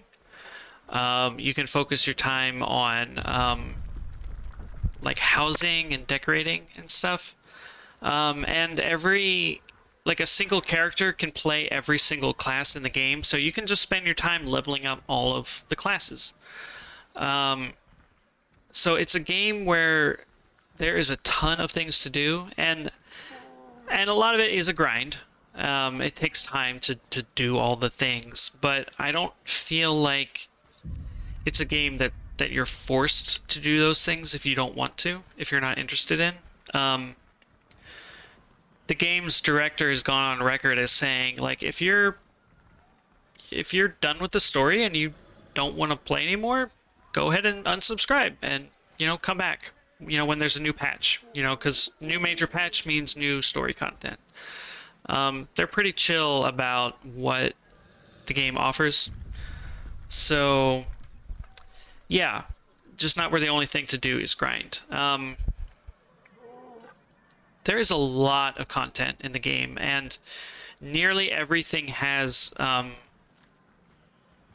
some kind of narrative content backing it. So, like, I decided to level the crafters and gatherers because I just wanted. Turned like pile of grub worms, puked. Oh, okay. I decided to level the crafters because there was more story behind doing that. I decided at the end of that I don't actually like crafting in the game, but I got a lot of great storytelling out of it, a lot of really funny stuff, a lot of just good stuff. I haven't played a whole lot of MMOs. I'm not some kind of expert, but it's extremely narrative focused. It's a Final Fantasy game, so that makes sense to me. The grinds that are in place are all, I don't want to say optional, because to do the thing you have to do some kind of grind or whatever, but look at it this way. There's something like 200 hours of story content to get through before you hit level cap, so there's plenty to keep you busy before you get to the stuff that's like just do the thing over and over until you get whatever reward you want, if that makes sense. You really enjoyed the power armor. You have to go hunting down screws and other parts to repair it, but it's a big advantage. Yeah, and there isn't anything like that, I would say. It's more like... Let me think of an example. So there's these daily quests you can do. To rep up with different factions. Every X number of days, assuming you do the quests each day, you get a new bit of story. And you can buy new items from them once you do. So you do that for however many days, and you get this whole complete story arc. So it's a grind in the sense that you have to do it for those number of days, but it's not like this super tedious thing, I guess. I don't know if that makes sense. But yeah, I mean, the free trial goes all the way up to level 60 now, and it includes the first expansion. And the first expansion is excellent Final Fantasy content, so give it a try. you know, you don't have anything to lose at that point. So there's easily 150 hours, or if not more, of content you can do for free. And you can level all of the jobs that are available to 60. So even more hours of content if you want. So yeah, give it a try. And if you do give it a try, let me know, and I'll be happy to help you out, or you know, say hi in game or whatever, and you know, do story content with you. So yeah, it's a good video game. I like it. Okay, I think that's it for me. Yeah, have a wonderful week, and stay safe out there. I will be back hopefully this weekend, and I will see you all then. Thanks so much, guys. Have a good one.